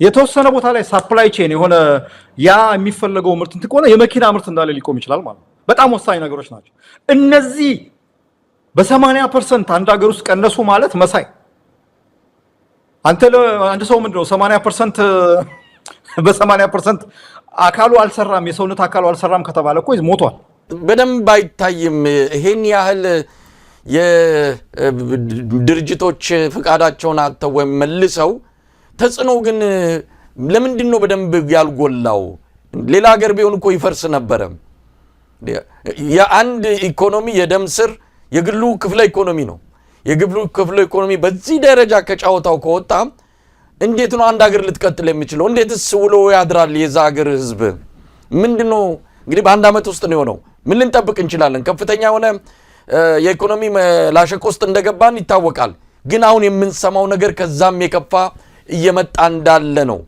አብይ አህመድ እነዚህን በተለያዩ የብልጭልጭ ነገሮች የተስፋ ዜናዎች እንዲሸፈኑ ነው የፈለገው ሰሞኑን የሱ ፎቶግራፍ በኢትዮጵያ ቴሌቪዥን ላይ ከበውት የተለያዩ በፕሮጀክቶች እየሰራ ነው በሱ ዘመን ነው ሁሉ ሊሆን የሚችለው ብለው አብይ አህመድን የማንገስና ከፍ የማድረግ በሚመስል መልኩ የተለያዩ ፕሮጀክቶችን በተስፋ የተገለጹ በእቅድ ያሉትን ያሳዩ ነበር አንዱ የአውሮፕላን ማረፊያው ነው የኒውክሌር ደግሞ ጣቢያ ግንባታም አለ ገና በእቅድ ያለ ነው እሱም የማዳበሪያ ፋብሪካ የሚባለው አለ እሱም በእቅድ ደረጃ ያለ ነው እንደዚሁ 1.5 ሚሊዮን ቤቶች ይገነባሉ የሚባለው እሱም ገና በእቅድ ያለ ነው አንድም ወደ ተግባር የተለወጠ ነገር የለም ይሄንን ነገር ሊሰራ ይችላል እየተባለ ይሄ ዜና ነው በብዛት በሰፊው ህዝብ ጆሮ እንዲደርስ የተፈለገው በየቀኑም ያገዛዙ ሚዲያዎች ትኩረታቸው የአብይ አህመድ ህልምና ተስፋ እነዚህ ናቸው ሀገሪቱ ልትለወጥ ነው ጸጥ ብላችሁ ምንም ተቃውሞ ሳታሰሙ መኖር ብቻ ነው ከናንተ የሚጠበቀው አይነትም ይመስላል ተጽዕኖን እንዴት ነው ማየት የምንችለው መቼ ነው የምናየውስ አሁን ይሄን ያህል የንግድ ድርጅቶች ከጫውታው ውጭ ወጣው ጂዲፒ ምናምን የሚባል ነገር አለ አይደል ጂዲፒ ማለት የግሮዝ ፕሮዳክት ናሽናል ፕሮዳክት ዶሜስቲክ ፕሮዳክት ምናምን የሚባል ሽሪንክ ይሸማቀቃል አሁን ከሆነ ጊዜ በኋላ ሲቆጠር ሲለካ ምክንያቱም ምርት ነው እኮ አሁን እነዚህ የምታያቸው ከ500 ምናምን ሺህ 400 ምናምን ሺህ አነስተኛና መካከለኛ እንትኖች ከጨዋታ ውጭ ከኢኮኖሚ ውጭ ሆኑ ማለት የኢትዮጵያ አጠቃላይ የሀገር ውስጥ የምርት የምናምን የሚባለው በ80% ይሸማቀቃል ማለት ነው አይ ቲንክ በቀላሉ ማስረዳት የሚቻለው እንደዛ ነው ቀደም ያልኩ ነው የሥራ አጥነቱ ሁኔታ በተለይ የባንኮች የፋይናንስ ቀውሱ ምክንያት በአጠቃላይ ኢኮኖሚው ካልተንቀሳቀሰ ገባ ምግብ ቤት የምትከፍተው እዚህ ጋር አንድ ፋብሪካ ሲኖር ነው ምናምን ነገር እንትን ሲባል በአጠቃላይ እየተነባበረ መጥቶ ቀውሱ እንትን ይሆናል ማለት ይሄ ምንድነው የሚባለው ስፓይራል ራሱ እየተንከባለለ የራሱ አንዱ ቀውስን እየወለደ እንትን የሚሆንበት ሁኔታ ነው ያለው ምንድነው ዝም የተባለው የሚባለው እኔ ኢትዮጵያ የተለየች ሀገር ነች ሁሌም እንደው ነገር ነው ኢትዮጵያ ህዝብ በጣም የተለየ ሀገር ነው ገና ከዚህም የበለጠ እንትን ነው ግን እኔ እስካሁን ገና አላይላ አሁን አንዳንዱ ዘግቶ ያለውን ገንዘብ እየበላ ባለው ሁኔታ የነበረውን የቆጠበውን ገና የጨረሰ አልመሰለኝም ወይም ደግሞ ገና አሁን ንግድ ፍቃዳቸውን የመለሱት እንትኖች በእንትን ያለ አሁን ከአንድ አመት በኋላ ከምናም በኋላ ይሄ ነገር በደንብ ፌል ሲያደርግ ገንዘቡ ሲያልቅ ያን ጊዜ ጥያቄ ይመጣል፣ ስርዓት ይመጣል ምናምን ነገር አጠቃላይ ይሄ እኮ የግል 500ዎቹ 500 እና 400 ምናምን ሺዎቹን የግል ተቋማትን ብቻ የሚመለከት እኮ አይደለም። ራሱ የመንግስት ተቋማት ሆቴሎች፣ ምናምን ሬስቶራንቶች፣ ትልልቆቹ እንትኖች እኮ አፌክትድ ይሆናሉ፣ ተጽዕኖ ውስጥ ይወጣሉ። ከዛ ያኔ ነው መንግስት ኢኮኖሚውን የምናየው እንትን አለ፣ ጄኑን የሆነ ኢኮኖሚ ቀውስ አለ። ምክንያቱ ብዙ ነገር ሊሆን ይችላል። አምኖት እንትን የምዕራቡ ሚዲያ የሚዘባርቀውን የሚያወራውን ነገር መድገም አልፈልግም። ግን የሆነ ጄኑን ትክክለኛ የኢኮኖሚ ቀውስ አለ፣ የኑሮ ውድነት አለ ምናምን ህዝቡ የተነሳበት ምክንያት ያ ነው። ኢትዮጵያ ውስጥ ምናልባት ከዛ የበለጠ ነገር ነው። ያን በማዕቀብ ኢኮኖሚ አደቆ ነው ልንል እንችላለን። ኢትዮጵያ በበቂ ሁኔታ ማኔጅ ባለመደረጉ ኢትዮጵያ የኢኮኖሚ ማኔጅመንቱ ኢኮኖሚ የማስተዳደር እንትኑ በጣም የተበላሸ በመሆኑ የተፈጠረ ቀውስ ነው። እናየዋለን። ብዙ ሰው ይወጣል፣ ለልመና ይወጣል፣ ብዙ ሰው ለችግር ይወጣል። የምናየው ስደት እኮ ነው። አሁን ለምሳሌ ተመልከት። አንደኛው የዚህ ቀውስ መገለጫ ብለን የምትለው ኢትዮጵያ ውስጥ ምንም ተስፋ የሌለው ወጣቱ ምንም ተስፋ እንደሌለው የምታየው በየመን በኩል ያ ጦርነት ባለበት እነዚህ በዛ አካባቢ የመን ውስጥ ያለው የሂውማን ስማግለርስ ምን ያህል ጨካኞች ክፎች እንደሆኑ ያወቅ ካንተ በፊት የሄደው የሰፈር ልጅ ባህር በልቶት እንደሞተ ወይም ደግሞ የመን አንዱ አጋች ይዞት ገንዘብ ካላመጣችሁ ብሎ ራንሳም ለመቀበል እንትን ይያል ያወቅ የመጣው ይምጣ እዚህ ቁጭ ብዬ ከምን ለዛ ሄጄ በሞት ይሻላል የሚል አይነት ውሳኔ እንዲወስን እያደረገው ያለበት ሁኔታ ነው ያለው። በነገራችን ላይ የኢትዮጵያ ወጣቶች ዛሬ በሚገርም ሁኔታ እኛ አሁን የአፍሪካ ኩራት ምናምን እንላለን ራሳችን አይደለም። ኢትዮጵያ አፍሪካ ኩራት ነች ምናምን አለ። እሱ የድሮ እንትን ነው፣ ተረት ነው። ማላዊ ሂድ፣ ታንዛኒያ ሂድ፣ ዚምባብዌ ሂድ፣ ዛምቢያ ሂድ፣ ሞሪሸስ ሂድ፣ በኢትዮጵያውያኖች በሎሪ በጭነት መኪና ተጭነው ተያዙ። ጀስት የተለመደ ዜና ነው። ህገወጥ ኢትዮጵያውያኖች ማለት ነው። አፍሪካን እንኳን ያስመረርን እንትሎች ሆነናል። በነገራችን ላይ መሳይ አፍሪካን ያስመረርን ምንድን ነው? በቃ ወጣቱ አገር ውስጥ ተስፋ የሚባል ነገር የለውም። በነገራችን ላይ ባለ ዲግሪ ነው ደግሞ የሚሸሸው የለም። ወጣቱ አገሩ ላይ ተስፋ አጥቶ አገሩን ጥሎ እየሰደረ ነው ያለው እና ይሄ በራሱ ኢኮኖሚውን መላሸቅ የሚያሳይ እንትን ነው። በቃ መንግስት የዛሬ 1 አመት ከምናም 2 አመት እኮ ተናግሯል እኮ የመንግስት መስሪያ ቤት መቅጠር አቁሟል፣ አዲስ ቅጥር እና ይሄ ባለበት ሁኔታ ገባ በአዲስ ነገር አዲስ የሚፈጠር ነገር አዲስ ምርት ወደ ብሔራዊ ኢኮኖሚ ይሄ ናሽናል ኢኮኖሚ የሚባለው እንትን የመግባት እንትኑ በቃ ቆሟል ማለት ነው። እንግዲህ እንዴት አድርገው ሜጀር እንደሚያደርጉት አላውቅም። ብልጽግና በዚህ በኩል ችግሩ ምንድነው? የቁጥር ኩክ ያደርጋል፣ በደንብ ያንተከትካሉ ነው አማርኛው። በደንብ ያበስላሉ፣ በቁጥር በጣም እንትን ያደርጋሉ፣ ይዋሻሉ። 13 ሚሊዮን ቱሪስት ጎበኛት ብሎ የሚያዋሹ ሰዎች ናቸው ኢትዮጵያ ውስጥ። 13 ሚሊዮን ቱሪስት ማለት እንግዲህ በዓለም ላይ ትልቅ ቱሪዝም ያለው ወደ ጣሊያን ነው የሚሄደው። ማክሲማም 20 ሚሊዮን ነው። እሱም በጣም እንትን ብሎ የጣሊያን ኢኮኖሚ ላይ በደንብ ኢምፓክት ያለው ማለት። ኢትዮጵያ ውስጥ 13 ሚሊዮን ቱሪስት ምንም ሊመጣበት የሚችል ምክንያትም የለም። ያንን 13 ሚሊዮን ሊያስተናግድ የሚችልም የሆቴልም የቱሪዝምም ሴክተር የለም፣ ትራንስፖርቱም የለምና እኔ አላውቅም። ግን በደንብ ፕሮፌሰር ተሾመ ዶክተር ዮናስንም ጠይቃቸው በዚህ ጉዳይ ላይ በነገራችን ላይ በደንብ ይብራራ ጥሩ ነው። ብልጽግና እንዳልኩ ሳያውቀው ነው ይሄ ነገር ያመለጠው። በሚቀጥሉት ቀናት የዚህ ሙፈሪያት ያወጣችው ሪፖርት እንትን ለማድረግ ለመቀልበስ እንትን ለማድረግ በጣም ሰፊ የሆነ ፕሮፓጋንዳ የተጠና ፕሮፓጋንዳ ይሰራል። ግን በደንብ አድርገው ሙያተኞችን አምጥቶ እሷ እኮ ባትናገረውም እኮ በፊት እኮ የሚታወቅ ነገር ነው። ነጋዴዎች እኮ ሄደው ላይሰንሳችንን ተቀበሉን ሲባሉ አንቀበልም ግብር ክፈሉ እያሉ ያስገድዷቸው እንደነበር የአዲስ አበባ ንግድና ምናምን ቢሮ የሚባለው ማለት ትልቅ ጭቅጭቅ ታስታውሳለህ? ለአንድ ሰሞኑን ጭቅጭቅ እንደነበረ ነጋዴዎቹ በቃ ላይሰንሳችን ተቀበሉ ሲሉ መንግስት ደግሞ አንቀበልም ክፈሉ ግብር። እንዴ ላይሰንሱ በሞተ ላይሰንስ ግብር አንከፍልም ትከፍላላችሁ። እና በጣም የሚገርም ነገር ነው። መስፍን ብዙ ነገር እንሰማለን።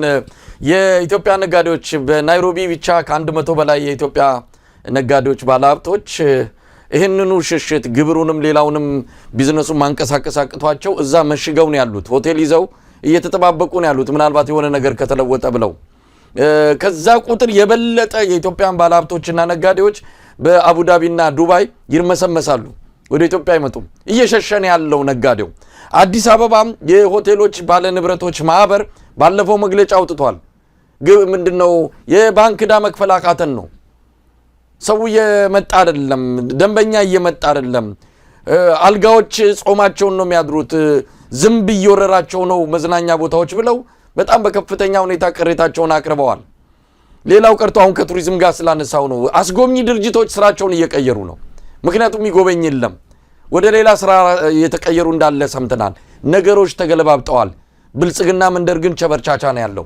የቅድ ፕሮጀክቶች ቀደም ሲል እንዳለው የአውሮፕላን ማረፊያ ይሰራል ተብሎ ምንድነው በቅድ ደረጃ ያለውን ነገር በማሳየት የሚያጓጉ ነገሮችን በመናገር አብይ አህመድ ህዝቡን ማደንዘዝ ነው የፈለገው ችግሩን እንዲረሳ ነው የፈለገው ያ ምን ያህል ርቀት ይወስደዋል አብረን የምናየው ነው ብዙ ቃል የገባቸው ነገሮች አየር ላይ በነው ቀርተዋል ከዚህ አንፃር እንግዲህ ምን ሊደረግ ይችላል ምናልባት ህዝባዊ ቢተኝነት ልናይ እንችል ይሆን ይሄንን ተከትሎ የሚመጣ አሁን እንደምንሰማው ከሆነ የመብራት ዋጋ ጨምሯል በከፍተኛ ደረጃ የነዳጅ ዋጋ ጨምሯል ኢትዮጵያ ቴሌኮሙኒኬሽን በቀደም መግለጫ አውጥቷል 23% ነው የጨመረው በርካታ ነገሮች አገልግሎት ሰጪ ተቋማት ህዝቡ ላይ ተጨማሪ ዕዳ ነው ይዘው መጡበት ህዝቡ መሸከም አቅቶታል ከአቅሙ በላይ ሆኗል እስከዛሬስ ትከሻው ችሎ ነበር ከዚህ በኋላ ትከሻይም እንግዲህ ማንገቻ የተበጠሰ ብሎ ሊመጣ ይችላልና ምን ልናይ እንችላለን ይሄ ዝም ብሎ በየለቱ በማደንዘዣ ዜናዎች የደነዘዘ የሚቆይ ትውልድ አይደለም ወይም ደግሞ ማህበረሰብ አይደለም ነገ ከነጎዲያ የመጨረሻ እርምጃ መውሰዱ የማይቀር ነው ኖ መሳይ ይሄ እኮ እንትን ማድረግ ብዙ መረጋጋት እኮ አይጠይቅም እኮ እንደዚህ አይነት ነገሮች ሲከሰቱ እኔ ሁሌ የምለው ነገር ነው ይሄ ነገር ሌላ ቦታ ሀፕን ቢከሰት ማለት ነው ኢራን ወይም ደግሞ ኬንያ ወይም ቢከሰት በቃ ገና ድሮ ነበር አመጽ ተካሄዶ ወይ መንግስት ተቀይሮ ወይ ደግሞ መንግስት ፖሊሲውን ቀይሮ ምናየው ነበር ማለት ነው የኛ የተለየ ህዝብ ስለሆነ ትንሽ አሁን ነው እንግዲህ ምን እንደው መጠናት አለበት በነገራችን ላይ የሆነ ሃይማኖቱ ይሁን ወይም ይሄ አንዳንዴ ጾሙ ምናምንም ሳይረዳን የቀየረ ነው አይመስልም ይሄ ችሎ መኖር አንዳንዴ በእንትኑም የቁጠባ ባህል እኔ ኢትዮጵያ ውስጥ ወይ ይኖር እኔ ያለ አይመስለኝ ለምሳሌ እንዲህ አይነት ነገሮች ችግሮች በጣም ሲበዙ እኮ ሴቪንግ ካልቸር ካለው ያን ሴቭ ያደረገውን ነገር ቀስ እያደረገ እየበላ እንትን እያደረገ ግን ከባድ ነው ይሄ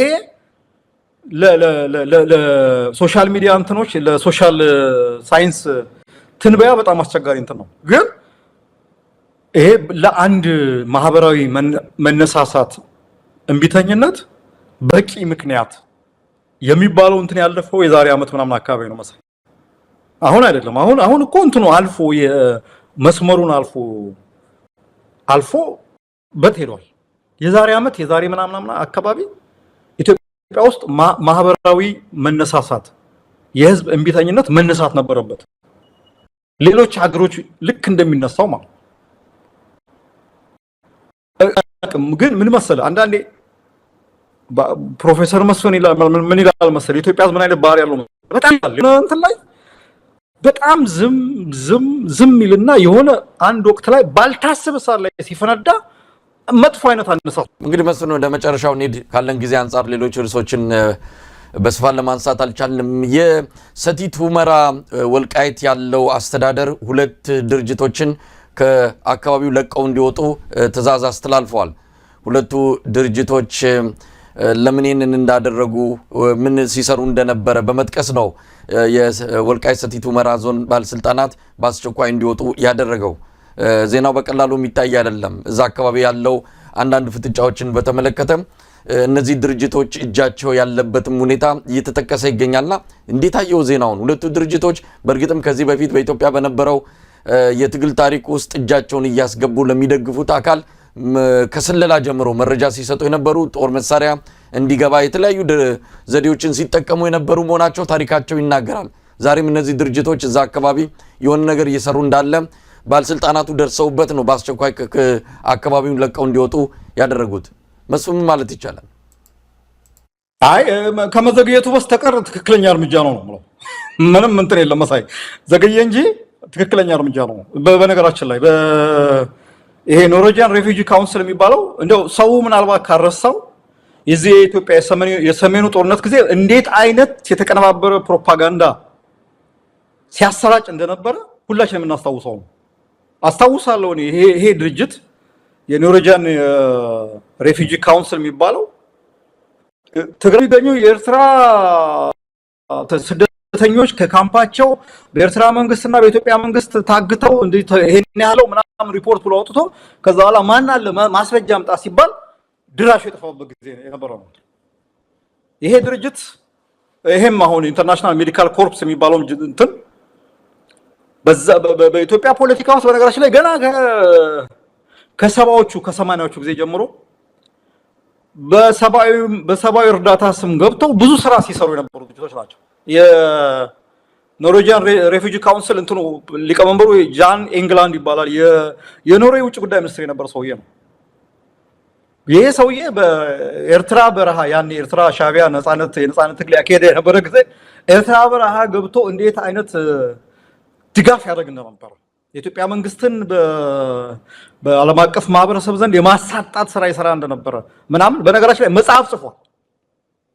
የዊዛውት ትሩፕስ ኤንድ ታንክስ ሃው ሁማኒታሪያን ኤንጂኦስ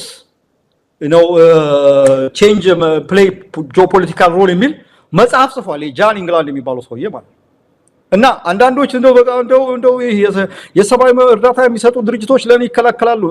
በነገራችን ላይ በዓለም ላይ ሰብአዊ እርዳታ የሚባል ነገር የለም። nothing is for free። በነፃነት የሚባል ነገር ሁሉም የራሱ የሆነ የተደበቀ አጀንዳ ነው። በጣም የተደበቀ አጀንዳ አለው። እነዚህ ድርጅቶች በደንብ አድርገው የነዚህ ምዕራባውያኖቹ ጥኖ መፍጠሪያ መረጃ መሰብሰቢያ የመረጃ አምተማያ መሰብሰቢያ አካላት ናቸው፣ መሳሪያዎች ናቸው። በአንድ በኩል አንተ ራስን እንዳትለውጥ ሁሉ ጊዜ ደካማ የነሱ ተረጂ የነሱ ተጠገኛ የነሱ ለማኝ ሆነ እንድትቆይ ሳይኮሎጂካሊ እንትንን እየሰበሩ ያቆይሃል። በሌላ በኩል ደግሞ የሚያስፈልገው መረጃ እኔ ስሙን አልጠቅስም። እኔ ጓደኛ እንዲህ አይነት አንድ ትልቅ ኤንጂኦ ውስጥ አዲስ አበባ ኢትዮጵያ ውስጥ የሚሰራ እንትን ነበርና ያኔ ወያኔ ስልጣን የነበረ ጊዜ ነውና አንዳንዴ ስናወራ ይገርመኛል አለ። እኛ ለፊልድ ወጥተን ዳታ ሰብስቡ ተብለን ሰብስበን እንመጣለን አለ። ኦጋዴን አካባቢ ይዘን የመጣ ነው ዳታ የሆነ ወቅት ላይ ሮይተርስ ወይም ደግሞ ሂውማን ራይቶች ሪፖርት ሲሰራበትና ማለት እንትኑ አለን አለክሎ እና የሚሰሩ ስራ በነገራችን ላይ በጣም የተወሳሰበ ነገር ነው። ዝም ብለን እንደው ነጭ እግዚአብሔር እጁን ታጥቦ የሰራው ነው የሚል ተሳሳተ እንትን ውስጥ መግባት የለብንም። በነገራችን ላይ አሁን አንዳንድ ሰዎች ላይስማሙ ይችላሉ። ግን ኢሳያስ ኤርትራ ለምንድን ነው አንድ የምዕራብ ሀገር ኤንጂኦ ምናምን አጠገቤ ጫፌ እንዳይደርስ ላይ ዘጋችሁ ለምን ይመስላል? በኤርትራ ኢሳያስ በትግሉ ጊዜ ያቀዋል። እነዚህ ኤንጂኦዎች ያግዟቸው እንደነበረ እንዴት ከነሱ ጋር ሆነው ይሰሩ እንደነበረ ያቀዋል። ይሰራ ነበር፣ አብሮ ይሰራቸው ነበር፣ ተባባሪዎች ነበሩ። ዛሬ ዩኤስኤድ ምናምን ጌል ስሚዝ ምናምን እኮ ያኔ በጋዜጠኛ ስም በሰብአዊ እርዳታ ሰጪ ስም ገብተው ናቅፋም ደደቢትም ከወያኔና ከሻዕቢያ መሪዎች ጋር ምን ይሰሩ እንደነበረ ያውቃል። ስልጣን ከያዘ በኋላ ይሄ ተንኮላቸው ተመልሶ አገር እንዳበላሽ እንትን ስላደረገ እንዳደርሱ ብሎ በሩን ዘጋ። ትክክለኛ እርምጃ እኮ በነገራችን በቃ በሩን ሲዘጋባቸው አሁን ሚዲያው ምንድነው የሚለው ኤርትራ is a closed country the North Korea of Africa ምናምን ስም ሰጠው። ምክንያቱም እንትን አሳጣቸው። ኢትዮጵያ እኮ ለእነሱ እንትን ነች። በቃ ኤኒ ታይም በቃ እኔ ማንም መጥቶ የፈለገውን ዳታ ሰብስቦ የፈለገውን ውሸት ተናግሮ የፈለገውን ነገር አድርጎ የሚሄድባት ሀገር ነች ኢትዮጵያ። ኬንያማ ዝም ብሎ እንትና ገነታቸው እና ይሄ ወልቃይት እንትን የወሰደው እንትን ትክክለኛ ነው። እንዲያውም ከመዘግየቱ በስተቀር ሌሎችም ካሉ እንትን ማድረግ ነው የሚያስፈልገው። መስፍን ጥያቄው የሚነሳው ምንድነው? አንደኛ የገለጹት አለ ከሰባዊ ተግባራታቸው ባፈነገጠ መልኩ ፖለቲካዊ ወገንተኝነት ያላቸውን እንቅስቃሴዎች ሲያደርጉ ተደርሶባቸዋል ነው። ተደጋጋሚ ማሳሰቢያ ቢሰጣቸውም ከድርጊታቸው ሊቆጠቡ ባለመቻላቸው የሚል ነገር ነው። እርምጃው አንተ እንዳልከው የሚደገፍ ነው። እነዚህ ሁለቱ ድርጅቶች ኖርዌጂያኑም ሆነ አንዱ ዋና መስሪያ ቤቱ እዚህ አሜሪካ የሚገኝ ነው። ሁለቱም የሚሰሩት ስራ በአስተዳደሩ እንደተገለጸው ከዛም ባለፈ ብዙ በኢትዮጵያ የፖለቲካ እንቅስቃሴ ውስጥ የሚደግፉትን አካላት በሰብአዊ መብት ድርጅት በሰብአዊ መብት እንቅስቃሴ ስም ብዙ ነገር ሲያደርጉ እንደነበር ይታወቃል። ነገር ግን እርምጃውን ዞኑ መውሰድ ይችላል ወይ? ቢያንስ እንደው በክልል ደረጃ እንኳን ቢሆን ወይም ደግሞ በዋናነት የዚህ የውጭ ጉዳይ ነገር የሚመለከተው ፌዴራል መንግስቱን ሆኖ ሳለ እና አብይ አህመድ ይህንን ጉዳይ እንዴት አይተውት ነው? ወይስ ይቻላል አንድ ነገር በዞን ደረጃ እንዲህ አይነት እርምጃ ሲወሰድ ምን ማለት ነው የሚለው ጥያቄ መነሳቱ አይቀርም። ኢትዮጵያ ውስጥ ባለው ያልተማከለ አስተዳደር ዞኑ ይችላል፣ ስልጣን አለው፣ ምን እንትን አለው። የወልቃይት ጸገዴ አስተዳዳሪ በዞኑ ማን መንቀሳቀስ እንዳለበት በተለይ የውጭ እንትኖችን በተመለከተ እንዳለበት እና እንደሌለበት ህዝቡ መጠበቅ አለበት። እንደዚህ ካሉ እንትኖች እንደዚህ አይነት ነገሮች እኮ ገባ ሲበላሹ ታች ነው የሚበላሹ። ፌዴራል መንግስቱ ሊያውቅ የሚችለው መጨረሻ እንትን ላይ ነው። ዞኑ ምናልባት ማድረግ ካለበት በተጨማሪ ከማባረር በተጨማሪ ምክንያቱን ገልጾ እንዲያውም በአገር ደረጃ አግዷቸው ብሎ እንትን ማድረግ ነው ያለበት። እኔና አብይ አህመድ የሚረሱት አይመስለኝም። ይሄ ኖርዌጂያን ሬፊጂ ካውንስል የሚባለው ጦርነት ጊዜ ያወጣ የነበረው መግለጫ በጣም የመጨረሻ ግልጽ እኮ የሆነ እንትን ነበር ሲያደርጉ የነበረው እና አሁን እንዴት ተመልሰው ኢትዮጵያ ለምን እንዳስገቡትላ እንትን አይደለም። ኦክስፋም ነው እነ ዩኤስኤድ ምናምን በደንብ እኮ ግልጽ የሆነ የጦርነቱ ጊዜ በጣም ግልጽ የሆነ ወገንተኝነት እንትን አድርገው እንትን ያደርጉበት ሁኔታ ነው ያለው እና ዞኑ ይችላል መቻል ብቻ ሳይሆን እንዲያውም ሪፖርት አድርጎ በፌዴራል ደረጃ ማግዱልን ብሎ አስተያየት መስጠት ይችላል። ምን አባታቸው ያደርጋሉ? እንደመጨረሻ መስፍን ብዙ ደቂቃዎች ወሰደ። ምናልባት ያልነካናቸው ርዕሰ ጉዳዮች ሊኖሩ ይችላሉ። በአጠቃላይ ኢትዮጵያ ወዴት እያመራች ነው ያለችው? በብዙ ነገር ብዙ ችግሮች የተከሰቱ ነው። ዓለም አቀፍ ሪፖርቶችም እንደሚያሳዩት 2026 ለኢትዮጵያ በጣም ከባድ ዓመት እንደሚሆን ተንብየዋል። በብዙ ችግሮች ያሉባቸው ቀጠናዊ ጉዳዮችን በአገር ውስጥ ባለው የሰላምና የተለያዩ ደህንነት ችግሮች ምክንያት እንደዚሁም ኢኮኖሚው ከምንም በላይ የፋይናንስ እጥረት የሚገጥመው በመሆኑ እነዚህ ነገሮች ተጠቅሰው ቀጠናውን ብቻ ሳይሆን አጠቃላይ ዓለም አቀፍ ችግርም ቢሆን በተለይ በአፍሪካ ቀንድ ያለው ነገር ግን እጅግ አስቸጋሪ ነው። ኢትዮጵያ የዚህ ሰለባ ትሆናለች የሚል ሪፖርቶች እየወጡ ነው። እስቲ ምን ማለት ይቻላል?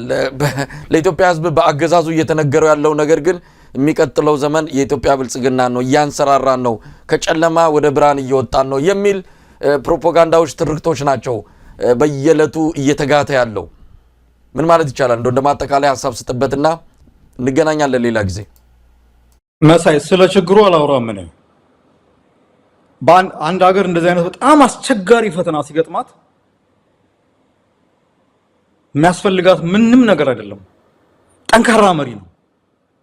ፈተናዎችን ተቋቁሞ አመዛዝኖ ሁኔታዎችን እንትምሎ ቻሌንጂንግ ታይም የሆነ ስትሮንግ ሊደር ይፈልጋል። ይሄ ፈታኝ ወቅት ነው። ይሄን ፈተና መወጣት የሚችል መሪ ይፈልጋል። በዚህ ሰዓት የሌለው ነገር እሱ ነው። ፈተናው አለ፣ ችግሩ አለ፣ ሁሉ ነገር አለ። ያንን ፈተና የሚቋቋም መሪ የሚባል ነገር ኢትዮጵያ የላትም። እኔ የሚያሳስበኝ እሱ ነው። መሪ ከሌለ ፈተናው ራሱ ልክ እንደ ካንሰር በልቶ ይጨርሳል። በቃ አንተን አብሮ ያጠፋል። ምክንያቱም መሪው ራሱ የፈተናው መባባሻ መስፋፊያ ምክንያት ይሆናል። እንዳልኩ ነው። ችግሩን ምናምን ነገር አውርተናል። አሁን ቅድም አውርተናል። ገና እናውራው ብንል ገና ከዚህ በኋላ ምናልባት የሚቀጥለው ቀንም አይበቃም።